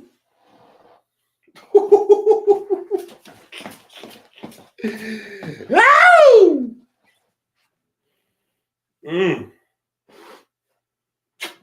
Oh my goodness.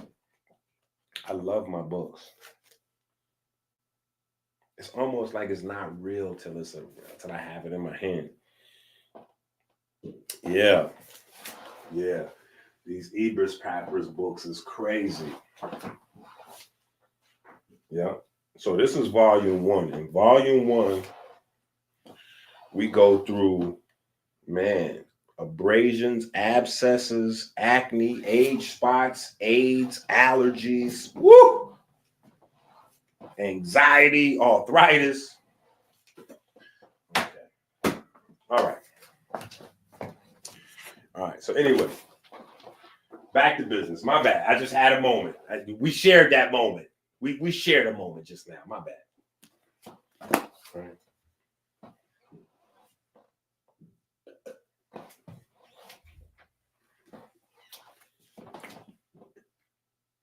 All right.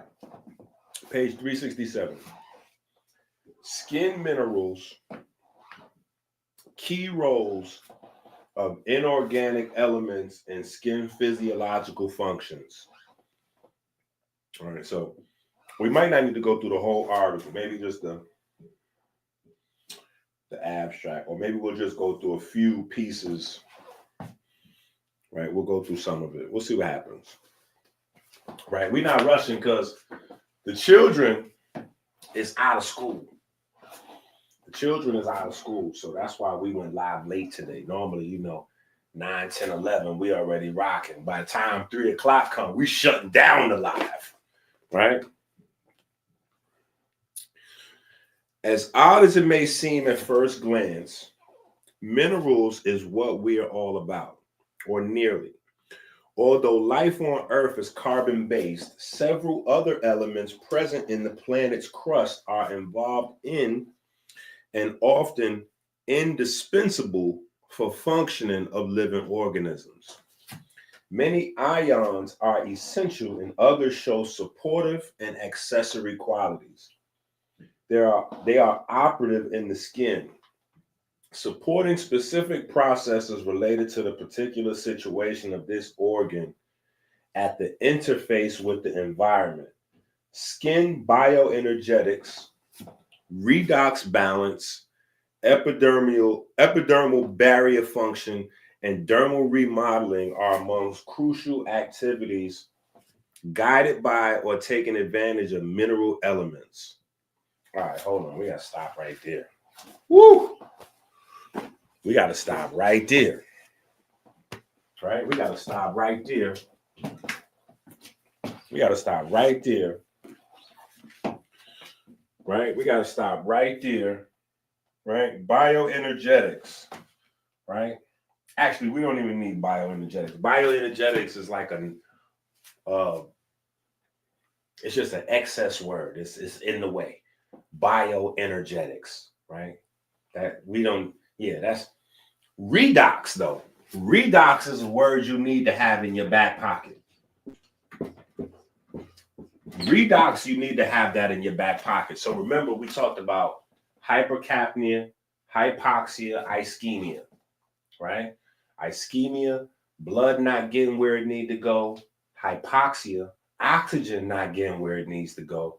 And hypercapnia, the buildup of carbon dioxide, right?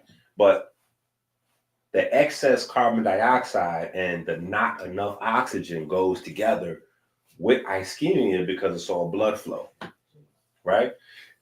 If your blood's not flowing, you can't get the nutrients in and you can't get the toxins or the waste products out, right? Redox, right? This is an important one, right? Because this is where the relationship of electricity, light, and magnetism was hidden at this whole time, right? It was hidden this whole time under reduction and oxidation. So if you knew where to look, right, while people were saying the electric body and all this is fake and pseudo and fraud, if you knew where to look, it always was a part of orthodox science, right? It's just people not familiar with the chemistry part of it, right? This right here is the same or almost the same, but euphemistically, you can say this is the same as when people are talking about alkaline and acid, right? Then you can also say this is the same as anabolic and catabolic, right? Now, these terms are not exactly the same, right? But euphemistically, John Q. Public uses these terms the same, right? Uses these terms the same. In science, they have alternatives, right? Oxidation can be one of two things. It could be stealing electrons or donating protons, right? Reduction, the opposite, right? This can be stealing protons or donating electrons, right?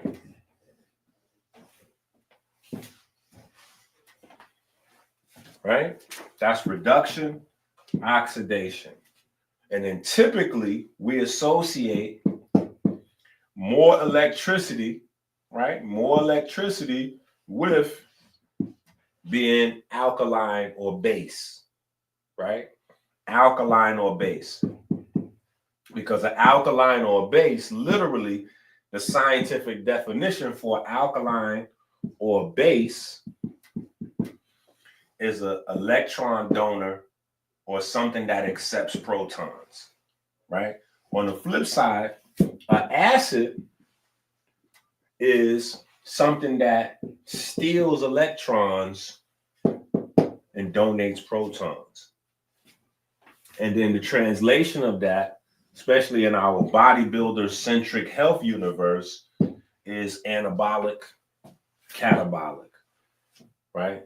Anabolic builds up the body, heals the body, right? Heals the body, builds the body.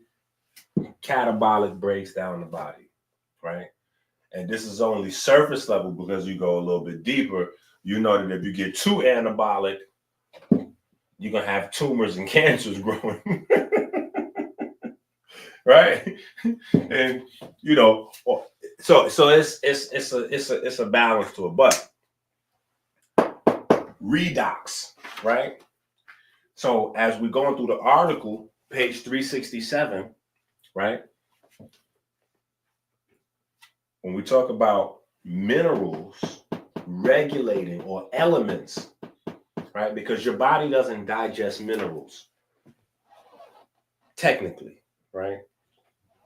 Technically, it's individual atoms that your body uses, individual elements, atomic state, right? So your body's using things at their atomic state. And when they come together more than one, you have ions, right? But for all intents and purposes, we could use the word mineral to make sense, right? But this is driven by minerals, right? And this is where some people in the holistic community, especially the herbal salesmen, the hustlers, they start having these conversations about plants and herbs and marketing them as this plant got this much minerals and that much minerals, blah, blah, blah. Because they never went to school or took no classes nowhere. So they don't know that the therapeutic agents of plants are not the minerals. The minerals are there, but all plants are rich in minerals. That's not a thing that's exclusive to one plant or another. Let's go back to page 202, rather 203, right? Adding atoms creates molecules. Adding molecules creates a cell. Each cell is made of more. So we stop right there before we get to cell. Adding atoms make molecules. Adding atoms also makes compounds. It's the compounds and the molecules that we get from the plants that are therapeutic, not necessarily mineral agents in and of themselves, right? It's the terps, right? The cannabis community, you know, the terps, right? The alkaloids, right? The alkaloids, right? Those are the bitter agents in most of the plants. Those are alkaloids, but they come in you know, anything from the T2R receptors, you know, there's a wide variety of those, right? Alkaloids, right? But anyway, redox, right? Redox, what else? The epidermal barrier function, dermal remodeling, right, are amongst crucial activities guided by or taking advantage of mineral elements, right? Redox is the main one to understand in that before we even get deeper into the article, right? All right, so we're on page 367. We've already, if you have the book, you'll know up until this point on page 367, we've talked a lot about different elements and minerals and blah, blah, blah, and different ways that the Kemetic scientists made medicine into food and food medicine and blah, blah, blah. Now what we're doing is we're validating some of those things with an article from the National Library of Medicine, right? And we're going through that article, and I'm just trying to provide some. Now, most of my folks know redox. We've been talking about redox for 15 years, but we got new people that just might have started watching us last night, a week ago, a month ago, right? All right, introduction, 368. We're on 368. Although life on Earth is carbon-based, several other elements present in the planet's crust are involved in this. All right, blah, blah, blah. We read that already.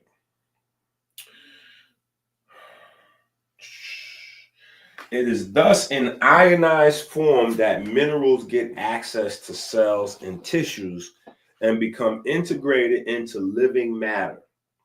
In addition to the four bulk organic elements, oxygen, hydrogen, carbon, and nitrogen, that constitute approximately 95% of human body weight.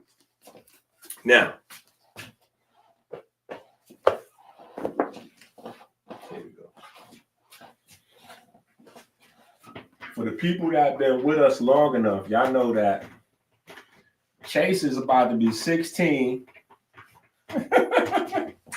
Chase is about to be 16. And when Chase was 6 years old, this is 10 years ago. Do y'all remember this? I want to see if we got anybody in the chat that ever been to one of Chase lectures, right? When Chase was 6 years old, I used to bring him out with me to do lectures, and I used to bring Chase on stage, right? And let him do this part. This was his part, right?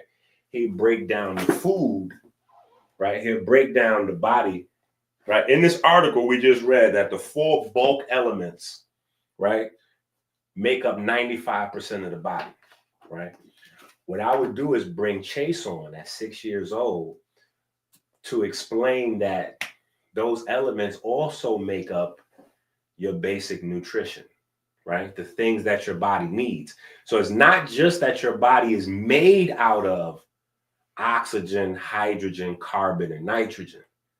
But oxygen, hydrogen, carbon, and nitrogen are the primary nutrients, right? Oxygen, right? Oxygen.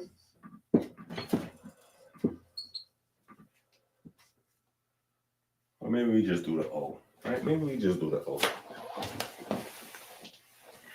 We just do the O, right? Let's just do the O. Right? Oxygen, breath, right? Everything starts with the breath. Nephro, right? Right? Windpipe, heart, nephro, breath, right? And no, nephro's not breath, but anyway, oxygen, breath, right? Then the next thing that we need, what we need after oxygen, the most important thing, is water, right? So now we add hydrogen, right? Hydrogen and oxygen. Now we got water, right? Right? Hydrogen, oxygen, water. Now we add in the carbon.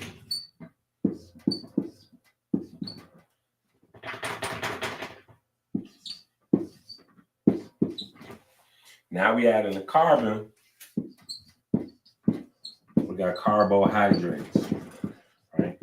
And Chase used to come on and do this whole little part by himself. And the audience loved it. He used to love it. And I'd be like, Chase, now what do we add to the carbohydrate to get protein? And they'd be like, okay, so you add your nitrogen to the carbon, the hydrogen and oxygen, and now you got your proteins, right? So the same 4 elements that make up 95% of the body also make up 95% of what your nutrition is. So when people ask me how I'm doing, I usually answer with this. Be like, yo, how you? I'm good. Fresh air, clean water. That's all you can ask for, right? Fresh air, clean water, opportunity to do it again, right? But on top of that, right, you have your macro elements, right, which are your calcium, your phosphorus, sodium, potassium, magnesium, sulfur, and chlorine. Then on top of that, you have your trace elements, right? Iron, copper, zinc, manganese, selenium, etc., iodine, right? All of these have specific biochemical functions in the body as it comes to relative quantities of a given mineral. The element composition of human skin and its annexes differ in some regards from that of the whole body. Prevalence of sulfur-containing keratins in the epidermis, hair, and nails, or absence of mineralized tissue composed mainly of calcium and phosphorus.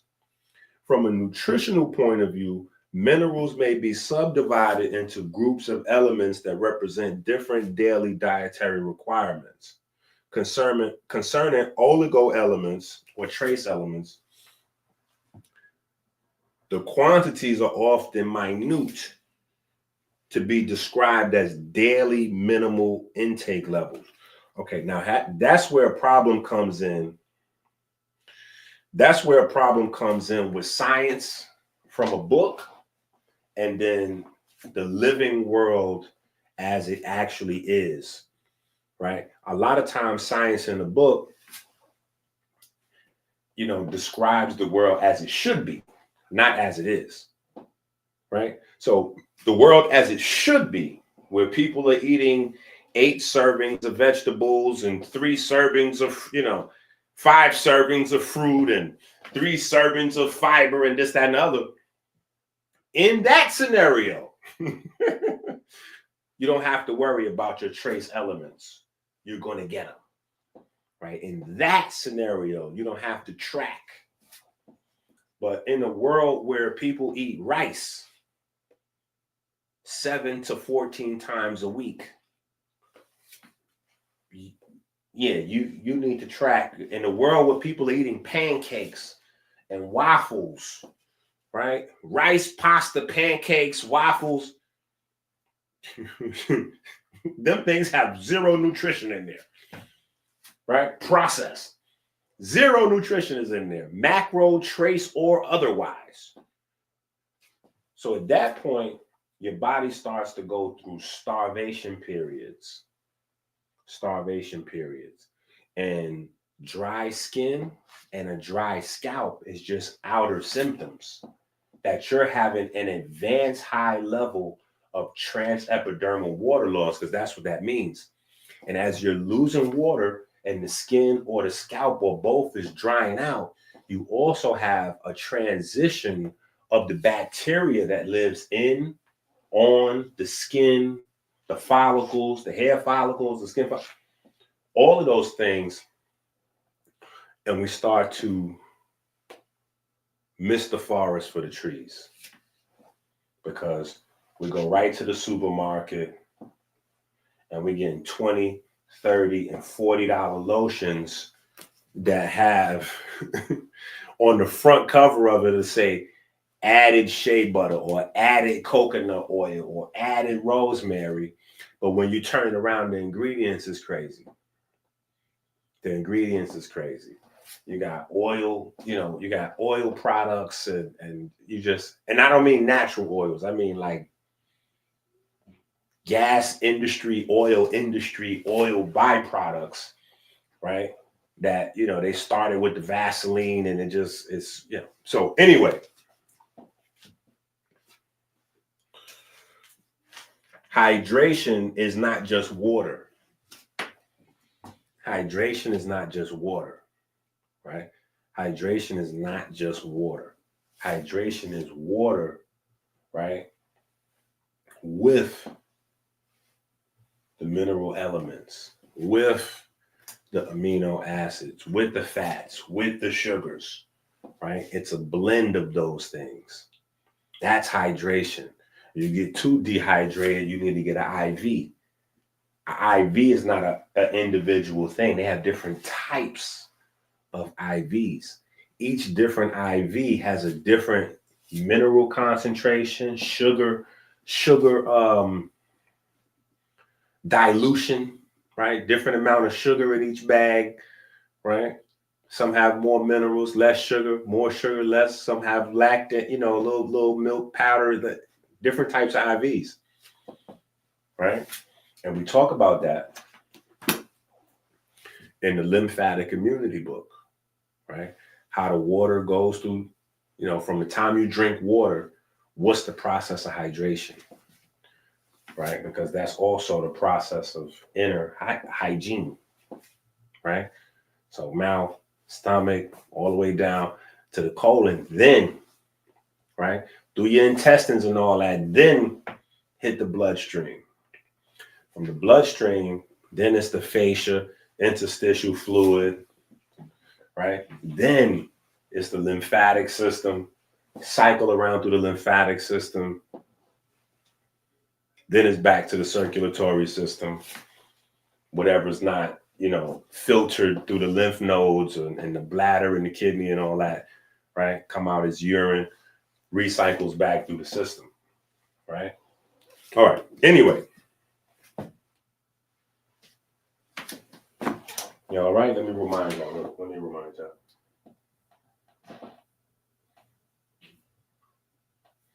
Listen, get back excited again. Get back excited again. See, we done started off strong. Look, we started off strong. Look, we started off strong and y'all got distracted. Go get y'all a drink. Go get y'all a drink. Stretch y'all legs. Get ready. We working.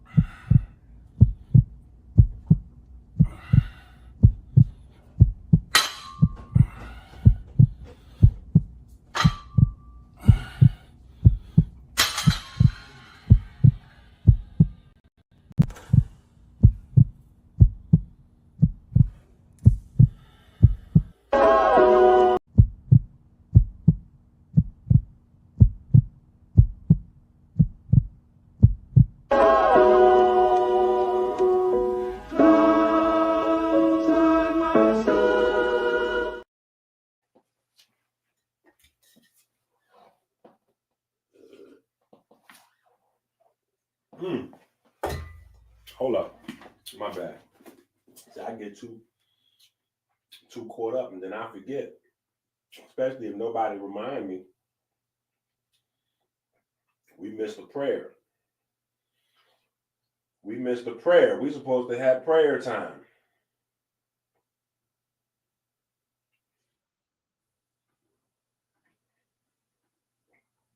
Yeah, and we didn't miss the prayer.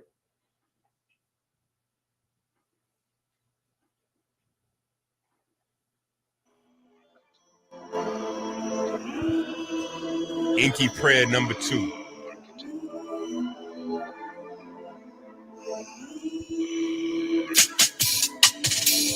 We give thanks and praise to the Most High God for the divine spark that set our cells into perpetual motion.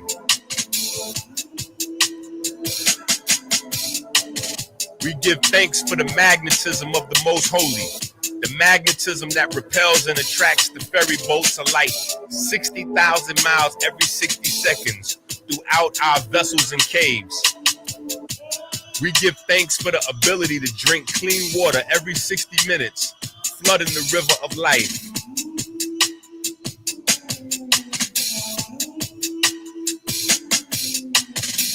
We give thanks that sugar has not covered our ferries and turned them into stone. We give thanks that darkness has not covered the riverbanks with calcium and turned them into stone. We give thanks that anger and fear have not turned our almonds bitter, turning our heart to stone.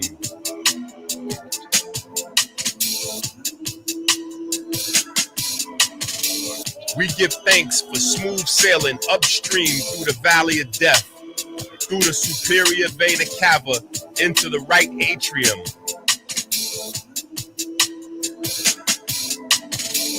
We give thanks for smooth sailing around the heart through the corona crown, joining the vortex in the right atrium.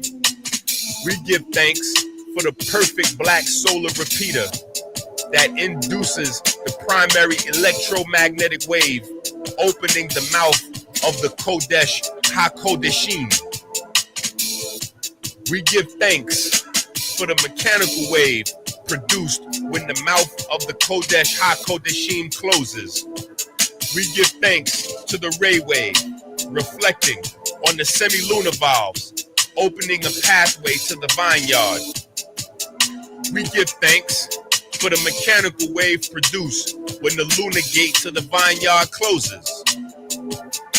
We give thanks to the Most High God that provides the light and our breath, and the light in our breath. We give thanks for the fine olfactory system that makes our grapes ripe with light. We give thanks for the Djed pillar that provides us with a stable fleet of ferry boats to dock in our vineyard. We give thanks for smooth sailing through the pulmonary vein into the storm of the left atrium. We give thanks for the perfect black solar repeater that induces the primary electromagnetic wave, opening the mouth of the Kodesh HaKodeshim. We give thanks for the mechanical wave produced when the mouth of the Kodesh HaKodeshim closes. We give thanks to the ray wave, reflecting on the semi-lunar valves, opening a pathway into the holy royal arch of the Wa scepter. We give thanks for the mechanical wave produced when the lunar gate into the holy royal arch of the Wa scepter closes. We give thanks for the magnetism of the Most Holy, the magnetism that repels and attracts the ferry boats of light 60,000 miles every 60 seconds throughout our vessels and our caves. Amen. Woo. Okay.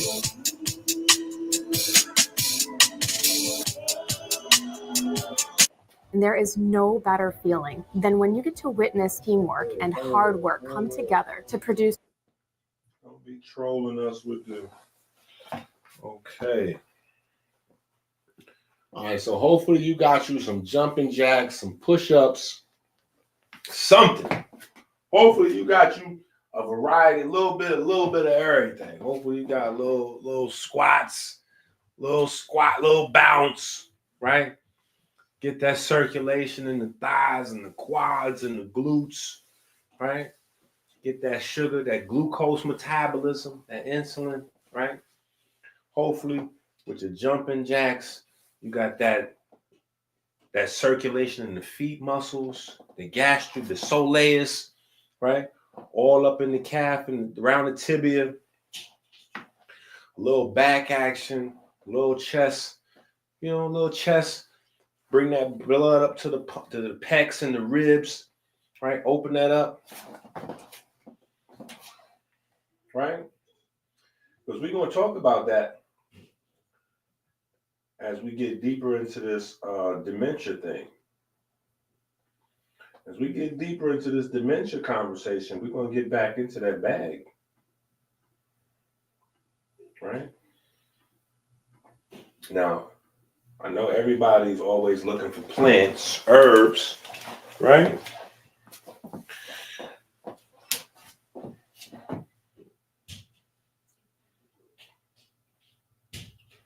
Right? You got some, right? But I want you to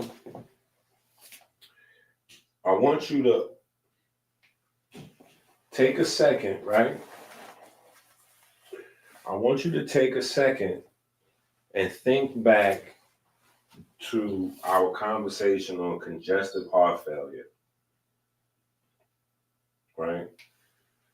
Look at dementia. Loss of cognitive functioning, thinking, remembering, reasoning that interferes with a person's daily life activities, right? People with dementia, right? Emotional issues, they start to resemble bipolar, depression, they go through a range of emotions. I just want you to kind of have, right? I just want you to have a concept, again, of connecting the dots. Connecting the dots, right? Being able to connect the dots, right? The concept of dementia has a history going back thousands of years. An ancient Egyptian papyri of about 1500 BC contains the sentence, "The heart grows heavy and remembers not yesterday," which may be the first written reference, right? This is an article, right? Told you we got to go into these articles so that way when we have these conversations, you know it's not just the doctor with the gold teeth from the Bronx talking crazy, that old holistic, naturopathic foolishness. You need to understand, right? You need to understand. Matter of fact, this is what we need to do right here. Before we even go over here into this bag, right? Before we go back to Kemet, this is what we need to do. We need to actually, this is where this comes in. So now you can go get you a snack time. Go get you a snack time. Listen, if I sound like I'm talking to y'all, like I talk to my children, I'm not talking to y'all like children, but I'm talking to y'all as children, meaning I'm talking to y'all with love, right? That's our favorite time of the day, snack time, right? Whether that's some grapefruits, some kiwis. Chase just got excited because I came in with a bunch of kiwis, right? I don't know if y'all been watching the kiwi market. We watch the fruits and vegetables like stocks and bonds. We watching the produce section like NASDAQ and look, we watching it like Wall Street around here, right? We watching the produce like, and the kiwis got out of reach for struggling single parents. The kiwis got out of reach for a minute. So we haven't had no kiwis in a minute. Kiwis just got back down to earth. So I just scooped out. I said, listen, I told y'all we balling on the budget. So yeah. And then he seen me come in with all this. He said, why you got all these kiwis, Dad? I said, we ain't had kiwis in a minute. Then I had to remind him real quick, like, no, look at all the benefits from kiwis. Oh yeah, and then look at the seeds here, and the chlorophyll, and the whoop whoop whoop, and the manganese, and the we had to. He was like, oh, okay, all right, now, all right. Let me blend it up. Let me blend up. Let me throw that in the blue magic real quick. But hold. Anyway, so this is what I'm saying. Right now is the time for you to go get your bowl of oatmeal real quick. Right? Go put your hot water on for your tea, your blue man, your blue man, your malt, Go get your snacks. So we're gonna react to this conversation as neurosurgeon. We're gonna probably watch 5 or 10 minutes of this. So you have a few minutes to really get the gist of what's going on. I think it's a good segue right now to add this in. Right? So see the title of the video. I was an MIT educated neurosurgeon. Now I'm unemployed and alone in the mountains. How did I get here? Just before getting the new job. And that's the best decision I've ever made. My wife is so understanding and supportive.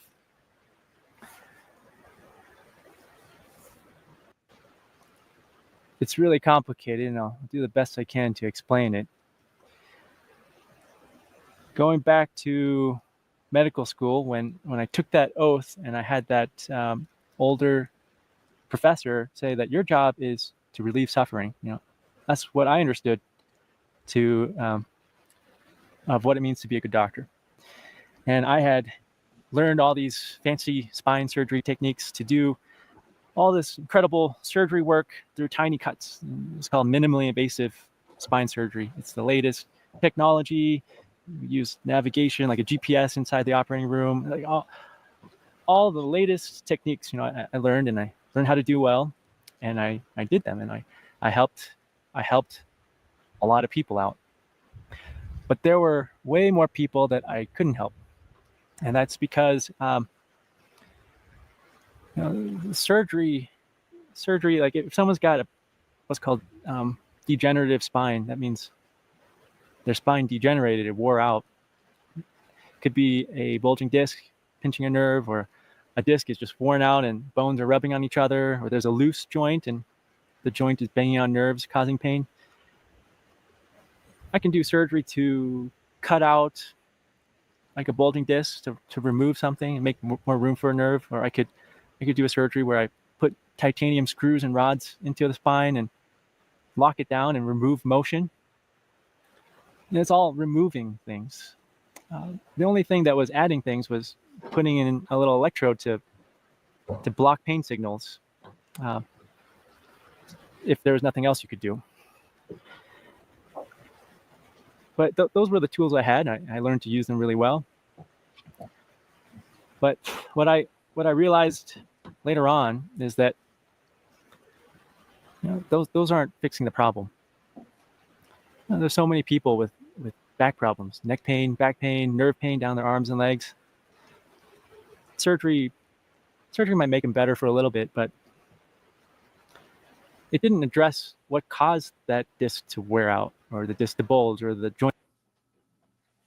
You see, this is why it's important to have these conversations, right? Because from the bottom looking up, we have grass is always greener syndrome, right? We don't realize, at least those of us in the know, we know what's happening right now, but John Q. Public doesn't really realize that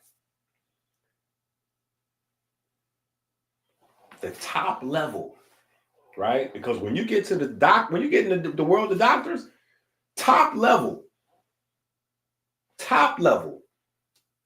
is heart surgeons and brain surgeons. Those are the big boys. Pediatric surgeons, right? And then you go pediatric, then you go pediatric heart surgeon, pediatric brain surgeon. These are the big boys. They're understanding that they're missing stuff. Now, the problem is a lot of the people that present themselves as holistic or naturopathic they're really just herbal salesmen, right? They're not really in to the science, to the history. They're not really into the study. They're not into the journey, right? They're not into transformation.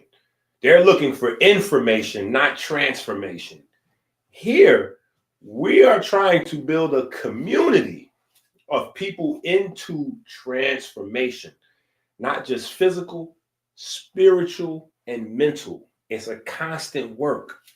It's the constant work of building. That's what building is really about. But this brother here, he's realizing, and that's why he put MIT educated. Otherwise, he could have just put neuro. MIT's putting that there so you know creme de la creme. Creme de la creme. So you don't judge his conclusion. See, it's easy to judge me. Oh, he's from the Bronx. Oh, he's from the internet. Oh, he from over there with Sinette and them. Oh, he from 158th Street. Oh, he wear gold teeth. Oh, it's 1,000 different reasons for people to misjudge my character, misjudge my understanding, the information we're presenting, our mission statement, what it is we're trying to do and build, right? But MIT, neurosurgeon, right? It hits different when you hear him say it. It hits different.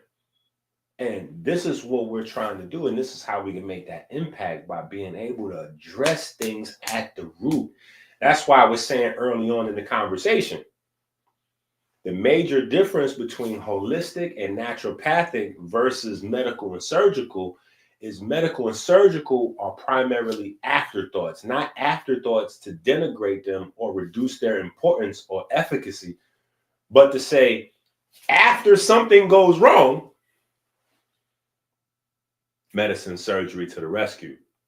Whereas the holistic and the naturopathic approach, put in its proper light, is to try to prevent, is to try to be prophylactic, is to try to address root issues. And addressing root issues, because you listen to all these biohackers and all these people, you know, Andrew Hubermans and all these guys with these bigger platforms, all they're trying to do is salesmanship, right?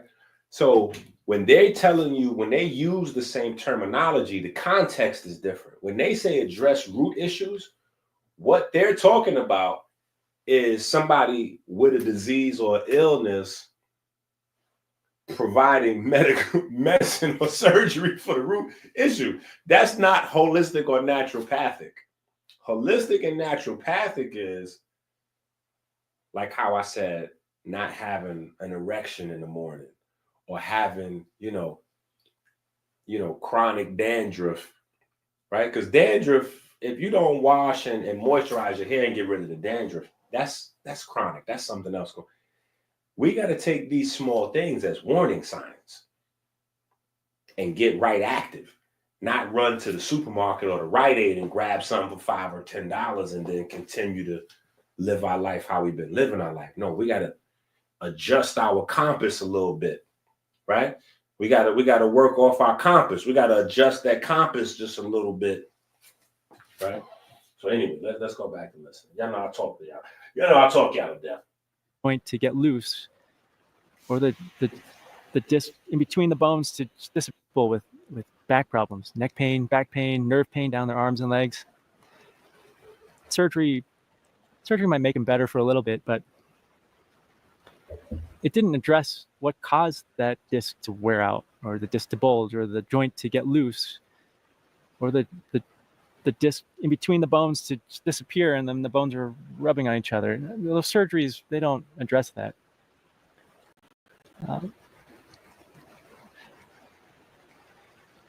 So what I was doing,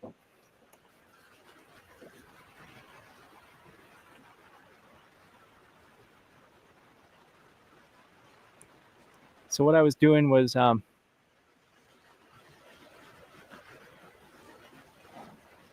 there's a lot of mosquitoes.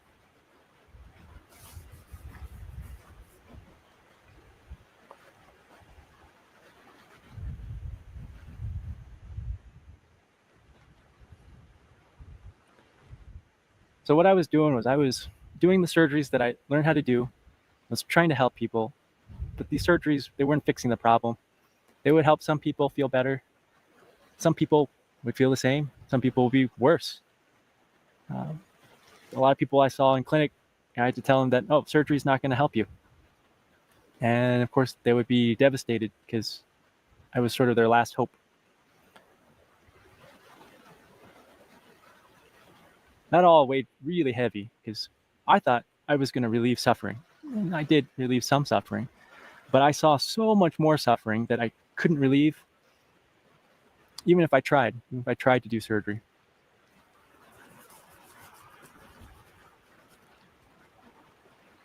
I'm going to change the battery. Now, here's the thing. Because of the way the system is structured, chances are you're not going to run into this type of doctor. You're not going to run into the doctor that's going to be honest with you and be like, listen, this is where we are. I could do the surgery, but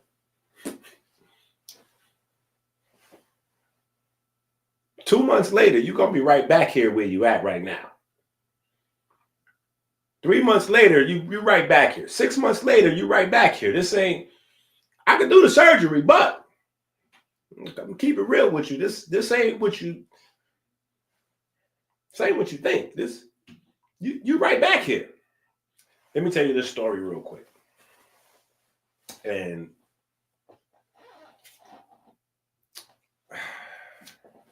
I don't want to say the situation changed my life, but it like changed my perspective. Like, a sister had hit me up for a consultation, right? She was overweight, right? And this is early 2000s. So this is 20 years ago, maybe 15 years ago.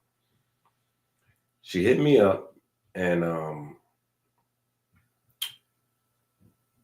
we talking on the phone maybe 30, 40 minutes about weight loss. And she's having me go through, I'm rolling out a whole program, calories and food, food choices and calories. And, we working through drinks and, the impact of different types of drinks and water and blah, blah, blah. We're going through different speeds at which she could address the weight loss and the difference between, like water loss and muscle gain and fat loss and all of these different things. We get the exercise and then we just going. And middle of the conversation, she lays on me that the reason why we're having the consultation is because she's thinking about just going ahead and having the surgery. They're going to shrink her stomach, cut her stomach or sew her stomach or whatever the case may be. And then the weight, she'll drop off her weight like that. They're going to, and so I'm telling her, I'm like, well, for what you want, because she's giving me a vision of how she wants to look, how she wants to feel, how she wants to move, how she wants the world to see her, et cetera, et cetera. And so she's having this consultation with me. It's kind of like best way to get there. And she doesn't really let me know that she's already consulted with doctors about the surgery. Poof, she'll just be slim like that with no. And so I'm telling her, don't actually go like that. Anyway, she's like, all right, I'm going to think about it. Boo, boo, boo. I don't hear from her again until post-surgery. Obviously, what I was telling her to do with the exercise and the diet and the herbs and all of that was too difficult, right? At least that's how she felt in comparison to just going ahead and having the surgery, right? Especially when surgery is not out of pocket. A lot of times we don't pay for medicine. We don't pay for surgeries, right? We have insurance. We have a card, right? Whether it's Medicaid, Blue Cross, Blue Shield, we have a card, and it just so we don't think about that either, right? So she goes, she has the surgery, and when she next speaks to me, she's totally distraught and mad with me. She mad with me because after the surgery, the doctor basically told her, okay, now listen, you know, you can't eat like like you've been eating. Now you got to do this and that, and you got to cut down this. Listen, it wasn't exactly what I told her she needed to do, but it was close enough to what I told her she needed to do that she was mad that after she went through with the surgery, she basically still had to go exercise, like the whole exercise, change the diet, cut the calories.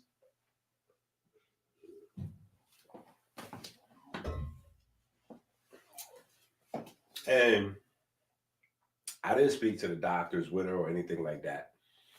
So I can't say that the doctor sold her the idea before the surgery that it was going to be easier. But from talking to her pre-surgery, whether she had the preconceived notion from wherever, magazines or whatever the case, internet wasn't as big at the time. Social media wasn't popping crazy like that. But magazines, and I don't know where she got the idea, but from our conversation, what she thought was that the surgery was the cheat code. Poof. I'm gonna have that surgery. Then I can go back to eating and doing whatever but now it's gonna be a beautiful, vibrant, healthy, flowing, bouncy. That wasn't the case. Surgery was the surgery, and she still wound up having to call me back after the surgery, like, oh, and now there are other issues on top of that, because now her skin is looking crazy, weird, and yeah. So anyway, you're not going to always run into this kind of guy the way the hospital system is set up. You're a customer. You're a customer. So a lot of doctors is just looking for ways to get you into surgery, to get you into medicine, right? Not all. A lot of doctors are good doctors, right? But you're not going to always, if you're not educated, you're not going to know when you're talking to the good, honest doctor versus the doctor who's trying to get to his college. He's got to pay his kids' tuition. He's got 2 or 3 alimonies he wrestling with.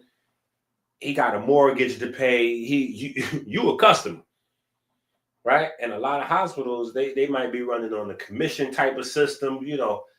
Listen, you a customer. In most people's minds, we've been led to believe that the doctors is making the big money. It's not. It's the insurance companies. CEOs of the top insurance companies is making 50, 80, 100, $200 million a year. Guaranteed. Yeah, those are facts, right? So you got to know what's going on, because you're not going to always have the guy with the moral dilemma. He just going, oh, yeah, we're going to perform a bypass and a triple bypass and a ectotomy and a triple dissectotomy and a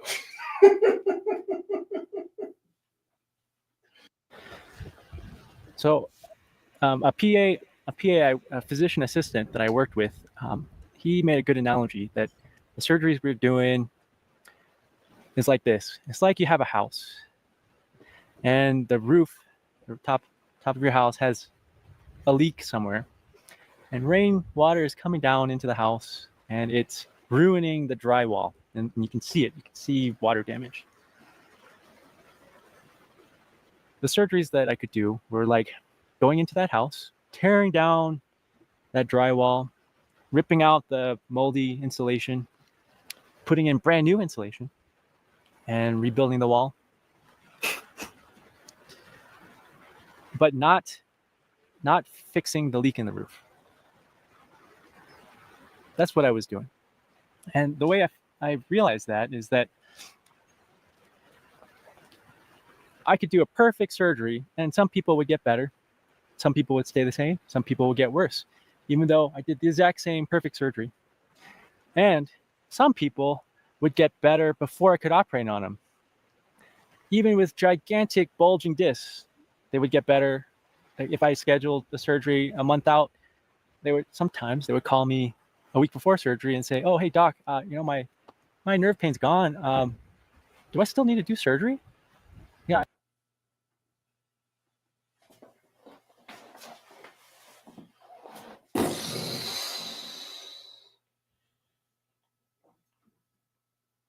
You have to ask yourself, if the patient gets better before the surgery happens, what was that? What is that in there? What's in that space? What is in that space? I'll tell you what's in that space.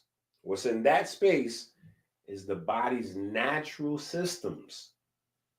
The body's natural systems, right? And that's what you're doing with holistic and naturopathic approach. You're just trying to help supply the body with what it needs, remove what the body doesn't need, so that the body has its best chance to utilize its natural systems of anabolic, right? Electric, right? Its natural systems of tissue regeneration.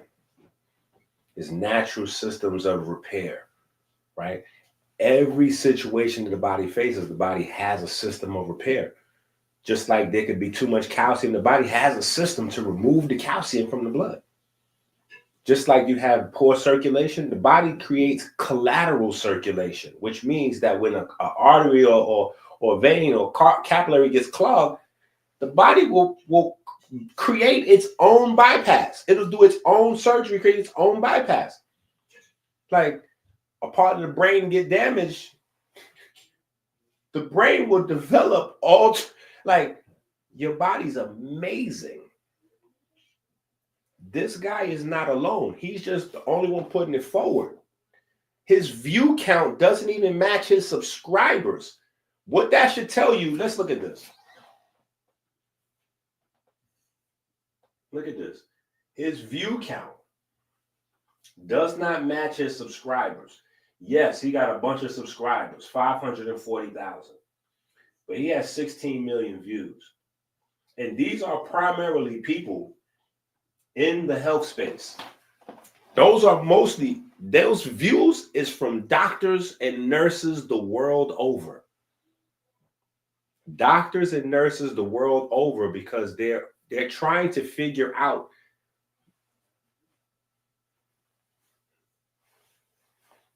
in a term, comedic naturopathy, right? They're trying to figure out the natural processes. They're trying to get to the roots, literally. And that's what we're doing because, well, nobody else has. I got a big disc in there, a big bulging disc, right? And that was very confusing to me. I learned some of that in residency, but actually being out there and practicing and seeing what happens to people, I realized that, whoa, wait a second. This isn't quite what I thought it was.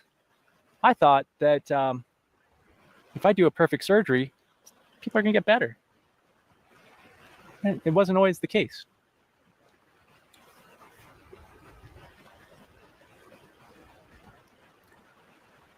So over the 9 to 10 years that I was a neurosurgeon, it really bothered me. I felt that wait, there's something missing here. My surgeries they don't seem to be they don't seem to be addressing what's causing people's health problems in their spine. I mean, they sort of do, but not in the way that I thought. Not in the way that I thought when I was training. And so over 9 years, I did everything I could try to figure out, how do people actually get better? And how do they get worse? And I had help along the way. I had a really good partner who was a pain management doc at my first job, and he really clued me into a lot of the things I'm going to explain here. But I just started asking patients, like, everything I could think of. What do you normally do? What's your job? What do you eat? What do you drink? Do you smoke? Do you illicit drugs? Do you have a lot of friends? How's your family?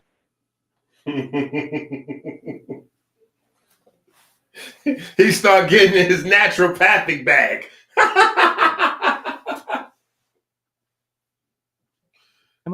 Are you stressed out? Do you sleep well?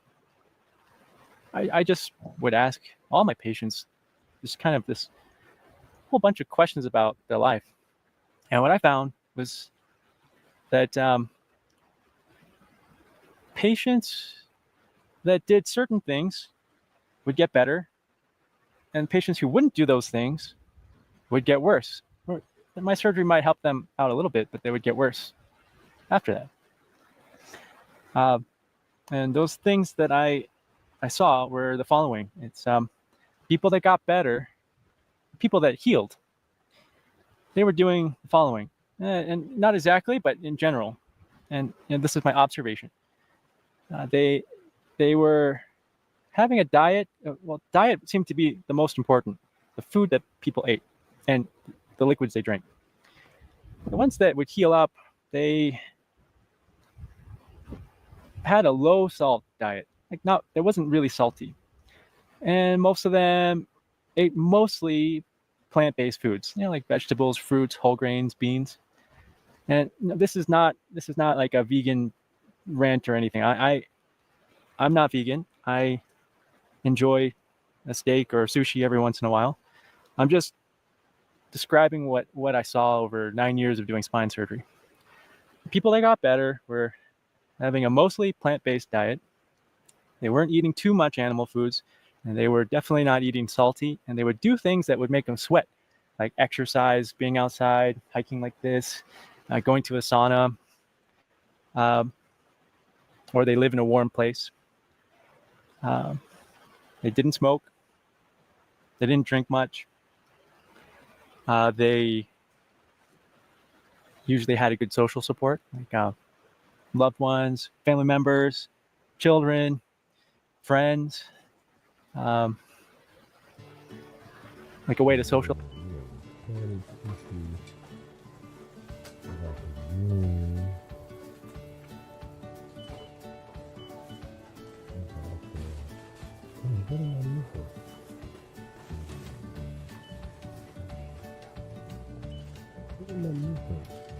Oh, I know what I'm supposed to do.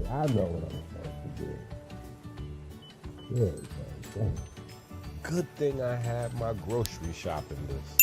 Don't leave home without it.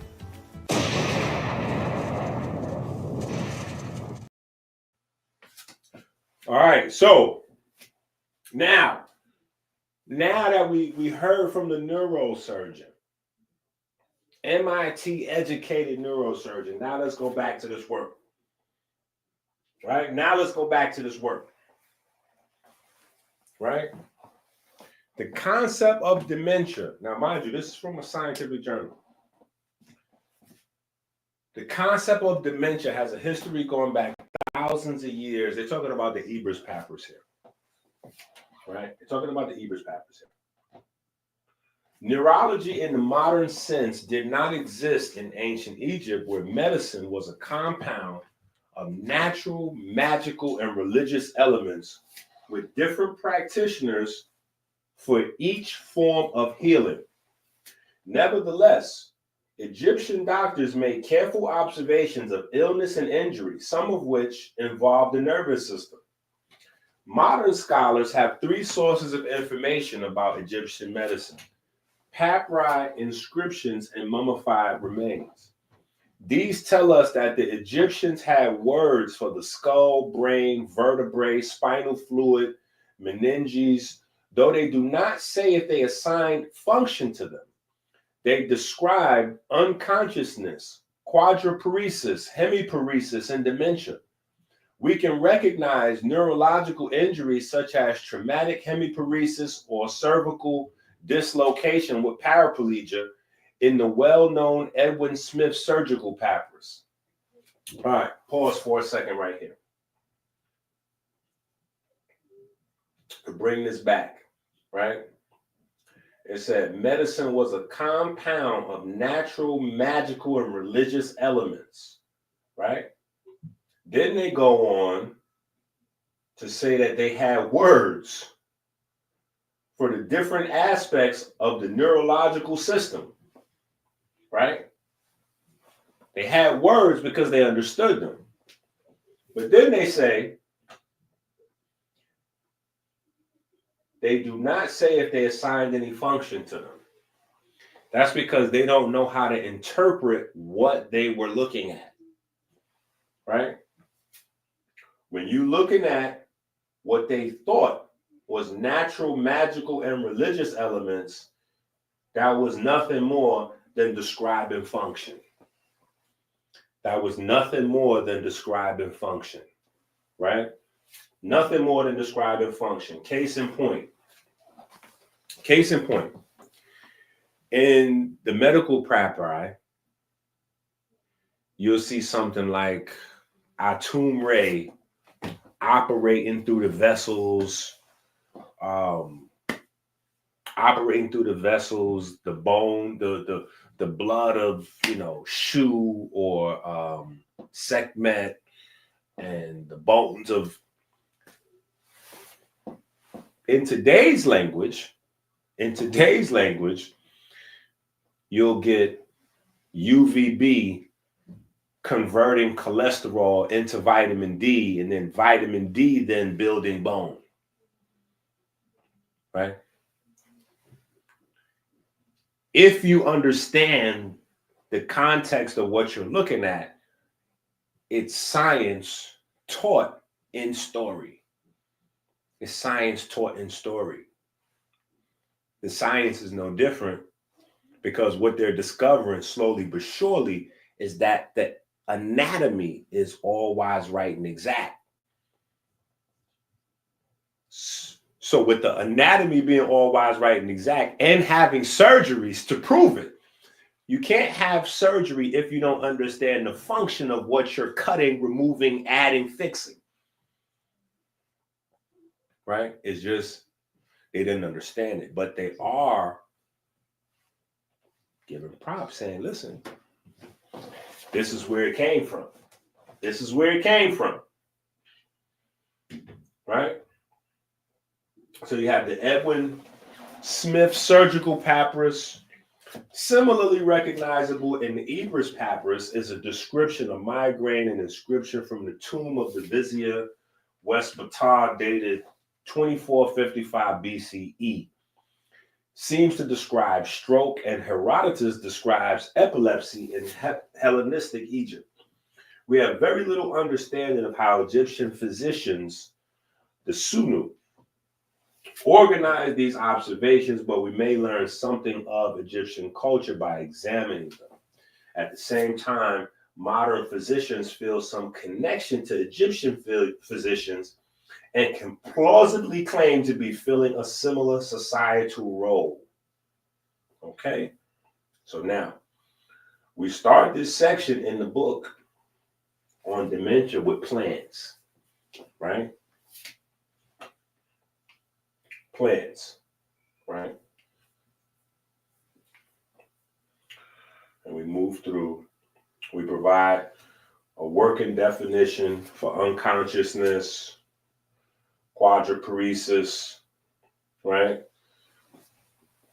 A condition in which you have muscle weakness in all four of your limbs, also called tetraparesis. This is weakness and diminished mobility, which could be temporary or permanent, right? Again, I just want to remind you, right? When you look at quadriparesis or hemiparesis, right, which is a more limited weakness or inability to move a side of the body or just the legs or the arms, right? What was the symptoms of congestive heart failure, right? Chronic fatigue syndrome, fibromyalgia, Alzheimer's, right? Notice the similarity in the symptoms. Notice the similarity. This is how you get to the roots, right? I'm showing you how to do what the neurosurgeon is perplexed. He don't even know how to do what we doing over here. He don't even know how to do what we doing over here. If I got to speak to him, I'll be like, no, bro, go back to work. Go back to work. Get these books right here, but we need you to go back to work because we need you to educate yourself with these concepts and then go back to work with these concepts, right? But you need to just recognize the similarities between some of these different conditions, right? All right, now let's look at some of these herbs, right? Ginkgo biloba, right? Ginkgo biloba is common. I think they sell ginkgo biloba in the supermarket, right? I think they sell it in the supermarket, right?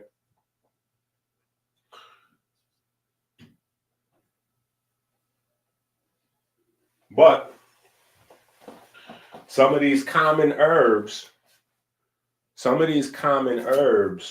you'd be surprised. You'd be surprised at what these herbs can actually do. And that's from a healing standpoint. That's from a healing standpoint and for the people that's interested in the entrepreneur stuff, right? Because these are all of these books are entrepreneurial in a sense, right? When you look at these plants, right? When you look at the farmer, when you look at Big Pharma, and you look at how much money they make off of a medication, right? And then you come over here with us, and we're talking about, like, for instance, take metformin, for instance, right? How much money has metformin made worldwide? Right? $1 billion worldwide, right? Metformin comes from the purple lilac. Metformin is a plant extract. It comes from purple lilac. So when you know that purple lilac for somebody is $1 billion or $1 trillion business, that one plant, that one flower, right? That one plant. For somebody, they took that one plant and made $1 billion or $1 trillion, you know, because the industry's still going. So they're making billions of dollars from metformin, from purple lilac, right? It's called purple lilac in some countries, and in some countries it's called goat's rue, right? Goatsrue, goat's rue. Same plant. Different countries, different names, but that's where they extract what we know of as metformin, right? So you got to think both ways while we have these conversations. My thing, my drive, my passion, the reason why I still have breath in my lungs is to teach people how to heal, right? That's what I do. But when you buy the books, what you do with the information, what you see when you study the information, hey, I'm just saying, hit the Cash App. Join the Patreon, right? Hit the Cash App, join the Patreon, support the movement so we can continue doing the work. But what you do with the work to uplift yourself, family, and your community, right? Okay. Now, Bacopa, right? And while with these brief descriptions, right? With these brief descriptions, I'm giving you the chemicals, right? These are the things that will be isolated in a laboratory setting and then later on synthesized into a medication for a condition, right? So don't think that just because ginkgo biloba is in the supermarket for $8.99 that, you know, because they're using it for dementia. Doctors. Yeah. Right. So I'm just trying to lay some of this stuff out for you, right? Convolvulus prostratus, right? This is for dementia. These herbs are specifically being used for dementia, right? Lion's mane, magnolia vines, Acorus calamus, right?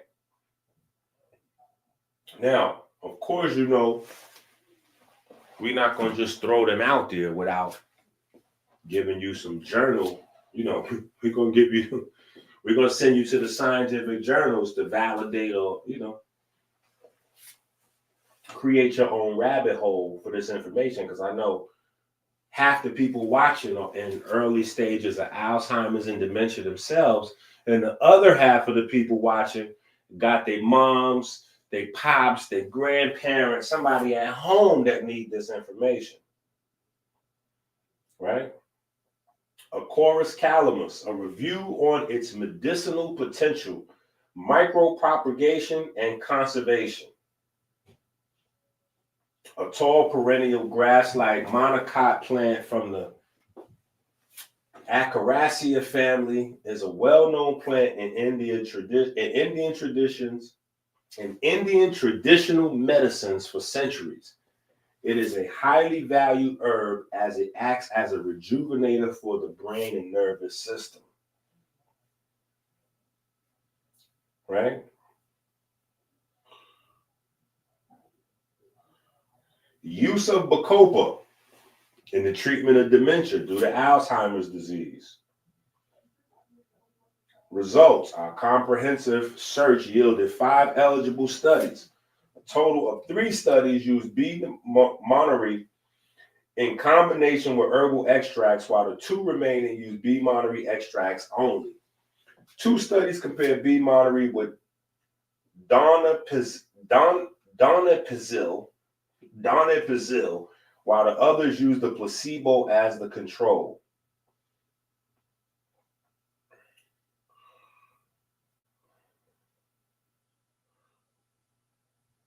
Conclusion: there was no difference between B. moneri and the placebo or donepezil in the treatment of Alzheimer's disease based on very low certainty of evidence. No major safety issues were reported in the included trials.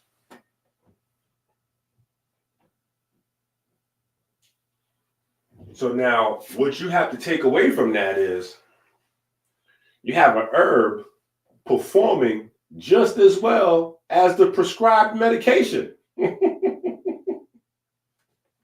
You have an herb performing just as well as the prescribed medication. I'm just saying. Now, here's another caveat. When most people talk about Alzheimer's or dementia, they never mention this other thing. It's called vascular dementia. Now, from my experience, addressing vascular dementia is in your control and often changes things. This right here is in that pocket. This is in that pocket, right? Now, mind you, this is the Ebers Papyrus book, volume 3 we in, right? Well, we kind of been in a few books, but vascular dementia is a thing that's not really discussed often, but this is in that pocket. Like when the doctor said, when the neurosurgeon said, people would get better before the scheduled surgery. And most of the people that got better were people exercising, eating, plant-based. It's because they addressed the vascular issues. what we primarily spent the first 2-3 hours talking about, blood circulation, and not just circulation, but what's being circulated, right? Not just circulation, but what's being circulated. What is your blood bringing to the tissues? Is your blood bringing toxins, chemicals, and things to clog up the tissues? Or is your blood bringing saponins and alkaloids and, you know, vitamin, mineral rich, right? Is it bringing a supply of pigments and retinoids and, you know, antioxidant, you know, is it bringing a supply of that? Glutathiones or is it trans fats, right? Like what are we doing, right? Vascular dementia caused by conditions that damage the blood vessels in the brain or interfere with blood flow and oxygen delivery to the brain. This oxygen shortage keeps the brain from working as well as it should. For example, a stroke may block blood flow to the brain and lower oxygen levels. The secret is knowing that this exists. Most people have heard of dementia, but not vascular dementia. And from my experience, most people that do not have Alzheimer's, but have dementia, have vascular dementia. Keep in mind, this oxygen metabolism thing or brain hypoxia is involved with almost all neurological degenerative diseases, right?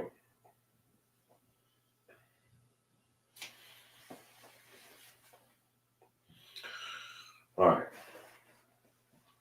And this is why we got into Nefer and the fixed equation, right? Nefer and the fixed equation, right? Nefer and the fixed equation, right? What are we talking about? Nefer and the fixed equation. Taking us back to the top of the chart here. Back to the top of the chart here. Oxygen, right?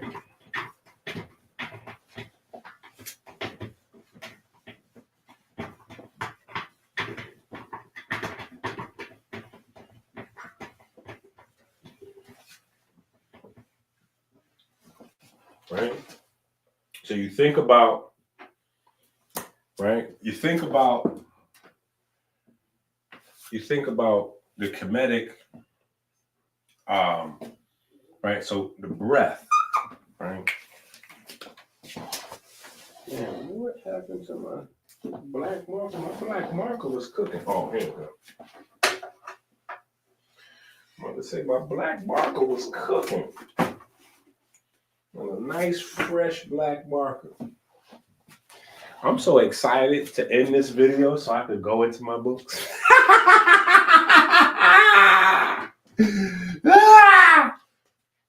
Yo, I got the nice shipment of books. All right. So remember the fixed equation is VO2 max, right? VO2 max, right? And then we talk about Nefer, right? And Nefer is the word for beautiful, but the symbol, right? The glyph of Nefer is the windpipe and the heart, right?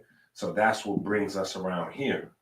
The windpipe, respiration, right? The windpipe and the heart.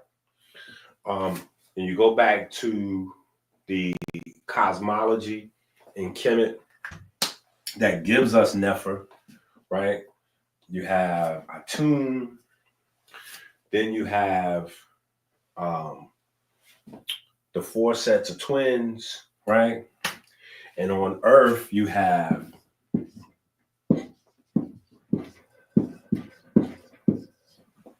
Shu and Geb, right? Shu and Geb, right? You have Shu and Geb. You can say that Geb represents iron or magnetism, right? Right, and then Shu is light and the breath, right? Which is basically your respiratory system, respectively, right? Right? Iron, this is your blood, right? This is your blood, right? This is what your blood is carrying, right? This is what your blood is carrying, right? And although, you know, we play with the information, but everybody's not playing, right? Everybody's not playing. And what I mean by that is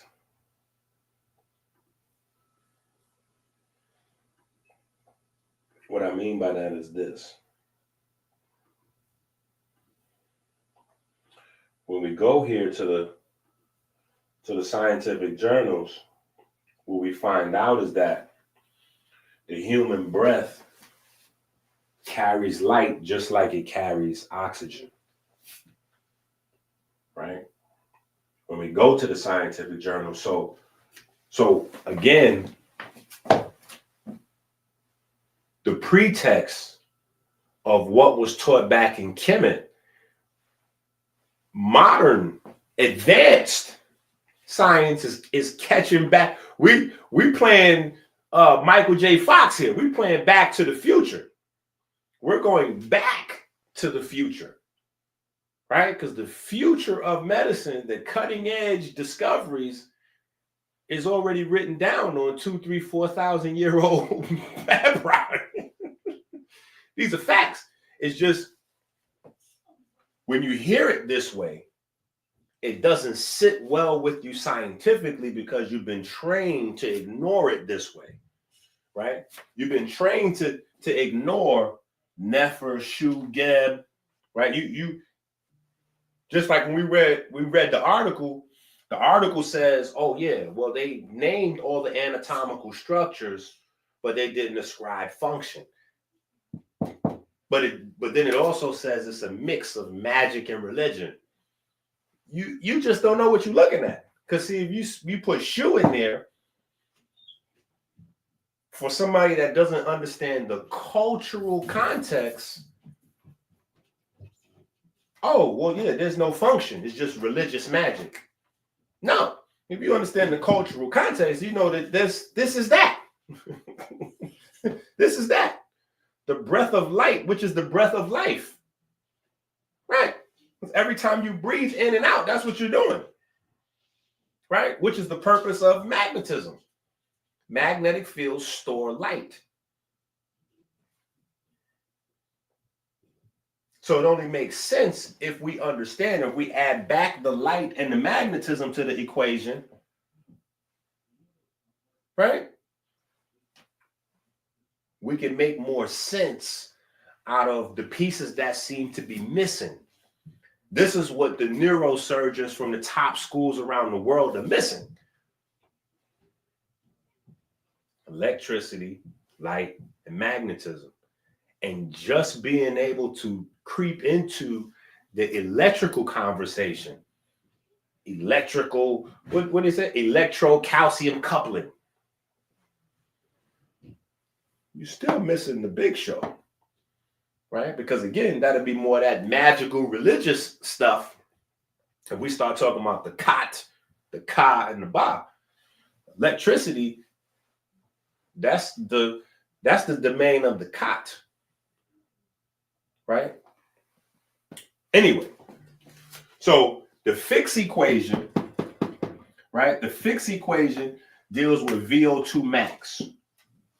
Right? Now, VO2 max is basically a measure of oxygen metabolism. Oxygen metabolism tells a story of circulation, right? It talks about your pigments, right? Because the hemoglobin have to travel with the oxygen, but then the myoglobin, which is another type of pigment, has to grab that oxygen, utilize that oxygen, right?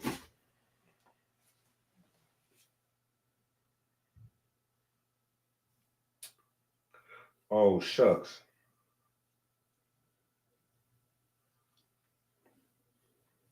Check. Hold on. Having a daddy moment. Myron! Myron! What? What are you doing? What you doing? What you talking about? What am I doing? You reading them nasty books again, right, Myron? Everybody read those nasty books, man. You scared the hell out of me. What you talking about, man? Wait, I ain't did that in about 2 weeks. You called yesterday too. What you reading? What you reading? You scared the goddamn book, man. Dr. EnQi. I went on Amazon and got 3 Dr. EnQi books because I'm reading about melatonin and biochemistry. What is, Myron, that's not even a, first of all, it's not melatonin and whatever it is that you just said. It's melanin and biochemistry. You can't even pronounce the word, so how you reading? How you reading, Myron? I'm not looking at the... So how you reading? How you reading, Myron? So the fixed equation talks about the VO2 max, right? And when we get back to the nitty gritty, right? When we get back to the nitty gritty,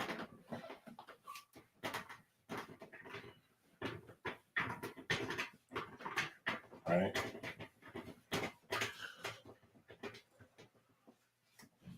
This is where we make a, this is where we take a different turn, right? This is where we take a different turn. This is where we go back to the 120, right? 120 day, right? 120 day program. This is where we go back to the gold book, hormesis training, soul crafting, right? We done been through our different phases, right? But the foundation of what we're doing has remained the same, right? This is where we have the conversation about the slow twitch and the fast twitch muscle, right? I think it was last week, right? Last week, we talked about what type of meat you like to eat. Pause. No, sir, we talked about what type of meat you like to eat. You like red meat or white meat, right? Red meat or white meat means you like to eat fast twitch or slow twitch. Same question. What type of meat do you like to eat for the meat eaters, right? If you eat red meat, then you're eating primarily slow twitch muscle. Slow twitch muscle is saturated with capillaries and blood. So it's red meat, right? White meat, fast twitch muscle, no blood, white tissue, right? White meat, red meat, right? It just doesn't sound as appetizing. You say fast twitch muscle, slow twitch, it sounds cannibalistic, right? I'm gonna make you some.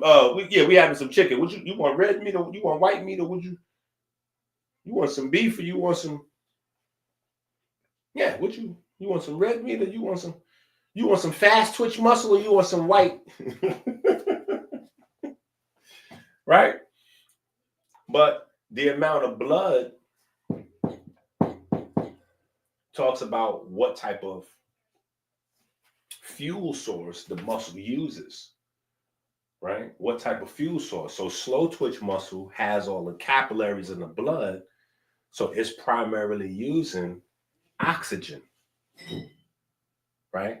Fast twitch muscle, no blood, no capillaries. This is where the legend of Wusir comes in, because Black people have a higher amount of type 2B fast twitch muscle, which is the muscle that has absolutely no blood, no oxygen. So it has to use glycolysis or fermentation to produce energy. That gives us the higher proclivity for cancer, diabetes, etc.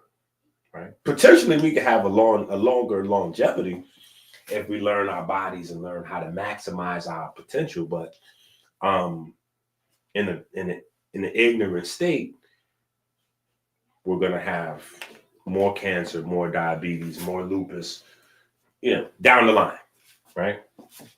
So we look at, we go through in the book, right? We go through in the book.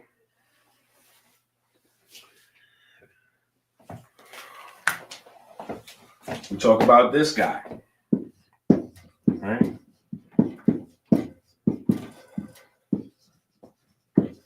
So remember, I keep saying, we can't look at these bodybuilders, right? We can't look at these bodybuilders as the model for health. Is exercising the way to go? Absolutely, but we got to exercise different ways. The way that a basketball player exercises is not the way a football player exercises. The way a baseball player exercises is not the way a bodybuilder exercises.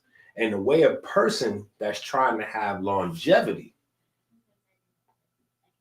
exercises is not the way an athlete exercises at all. This is why in the martial arts systems, you had Knee Dan and Wei Dan, right? You had the external building and the internal building. The internal building was centered around the breath and the diaphragm.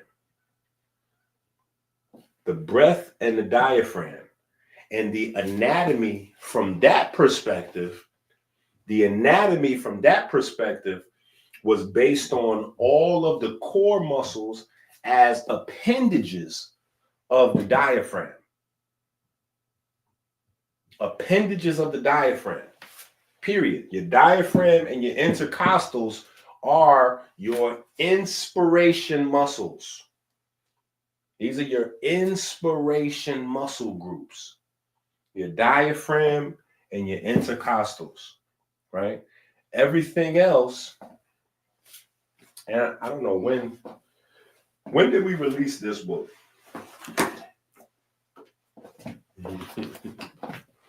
I think we did this book, this was like the first or second month that we put books on Amazon, right?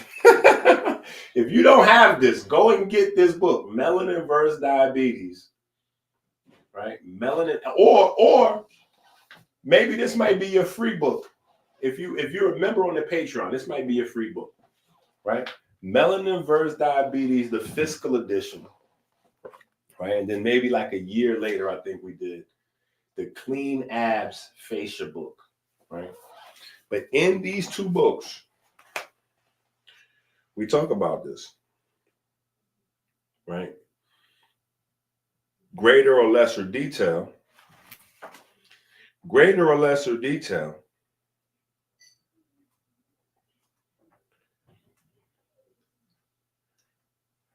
Greater or lesser detail. But we go far in this Melanin vs. Diabetes book. We go so far in this book as to identify the breath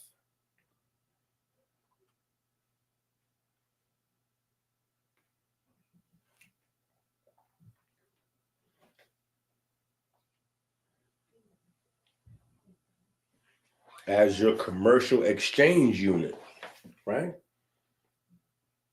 The breath, the light in the breath, right? That's why when we pray, right, we give thanks for light and the breath and for the light in our breath, right? But we have to protect these muscles, right? Well, how do you work on these muscles? How do you work on these muscles? It's not, any athlete or any person that does regular intense exercise has a stronger diaphragm and intercostals than John Q. Public, right? But as we get deeper into the conversation, right now, for time's sake, right, I'm not going to take you to Neferland, just right? I'm not going to take you to Neferland. Maybe I should change the name of this video. Or maybe the next video will be Neferland. Yeah, I think that's going to be the next video. Neferland, right?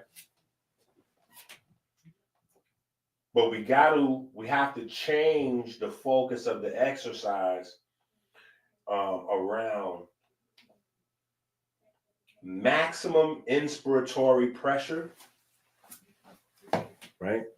Maximum inspiratory pressure, right? The things that put the most pressure on the diaphragm, the intercostals, and we'll get to the accessory muscles.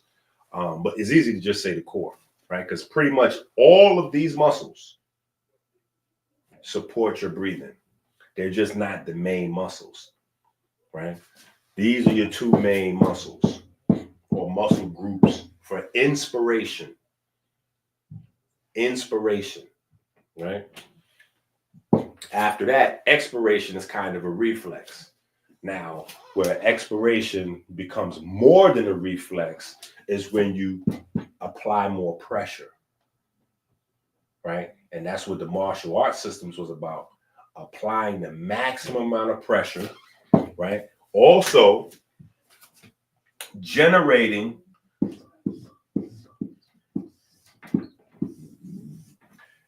the most highest amount of nitric oxide you can possibly generate, right? So whether they call it abdominal breathing, belly breathing, or some weird Chinese name, when they're forcing you to concentrate on expanding your midsection, right? With each breath, which is counter to how you're taught, right? Expanding the breath, breathing in through the nose, that's a nitric oxide process, right? The more nitric oxide you produce with each breath, the deeper the oxygen goes to the bottom of the lungs.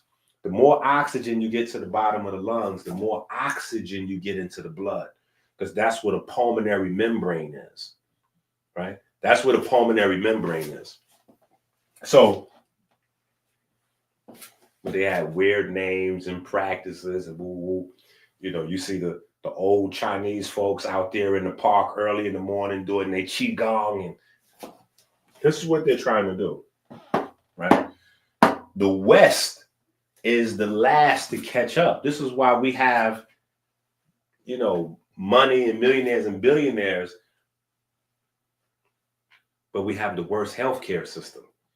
We have the lowest life expectancy because we don't understand these things, the internal sciences, right? And that's the core of naturopathy and holistic health, is to emphasize the internal, and the spiritual aspect of it is so that we never ever slip in terms of applying the reverence that we need to approach these subjects. So anyway, my children is acting a fool. Y'all attention span getting short. Woo! Wait a minute. We cannot miss that. We cannot miss Brother P. Snipes with the look, he coming in looking like what's my man? Luka Doncic. He coming in looking like Luka Doncic. Wait a minute. We got 30 Sweden dollars. We got 30 Sweden dollars. Okay, wait a minute. Now, attention span is not that short. Hold up. We cooking. We still cooking. I appreciate y'all support and y'all love. Listen, get back to me on the Patreon so I can know what books y'all want for free. Even if it's a book that's not on Amazon, let me know what your favorite book is. I want to send you that book in the PDF file or something like that so you can copy, paste, post parts of it on your Facebook, go crazy with it. Do whatever you want to do with it. Hopefully, though, my goal is to inspire you to write your first book so we can get busy with the Get Busy. Shout out to Sa Netta somewhere in the chat trolling. Love you, Sa.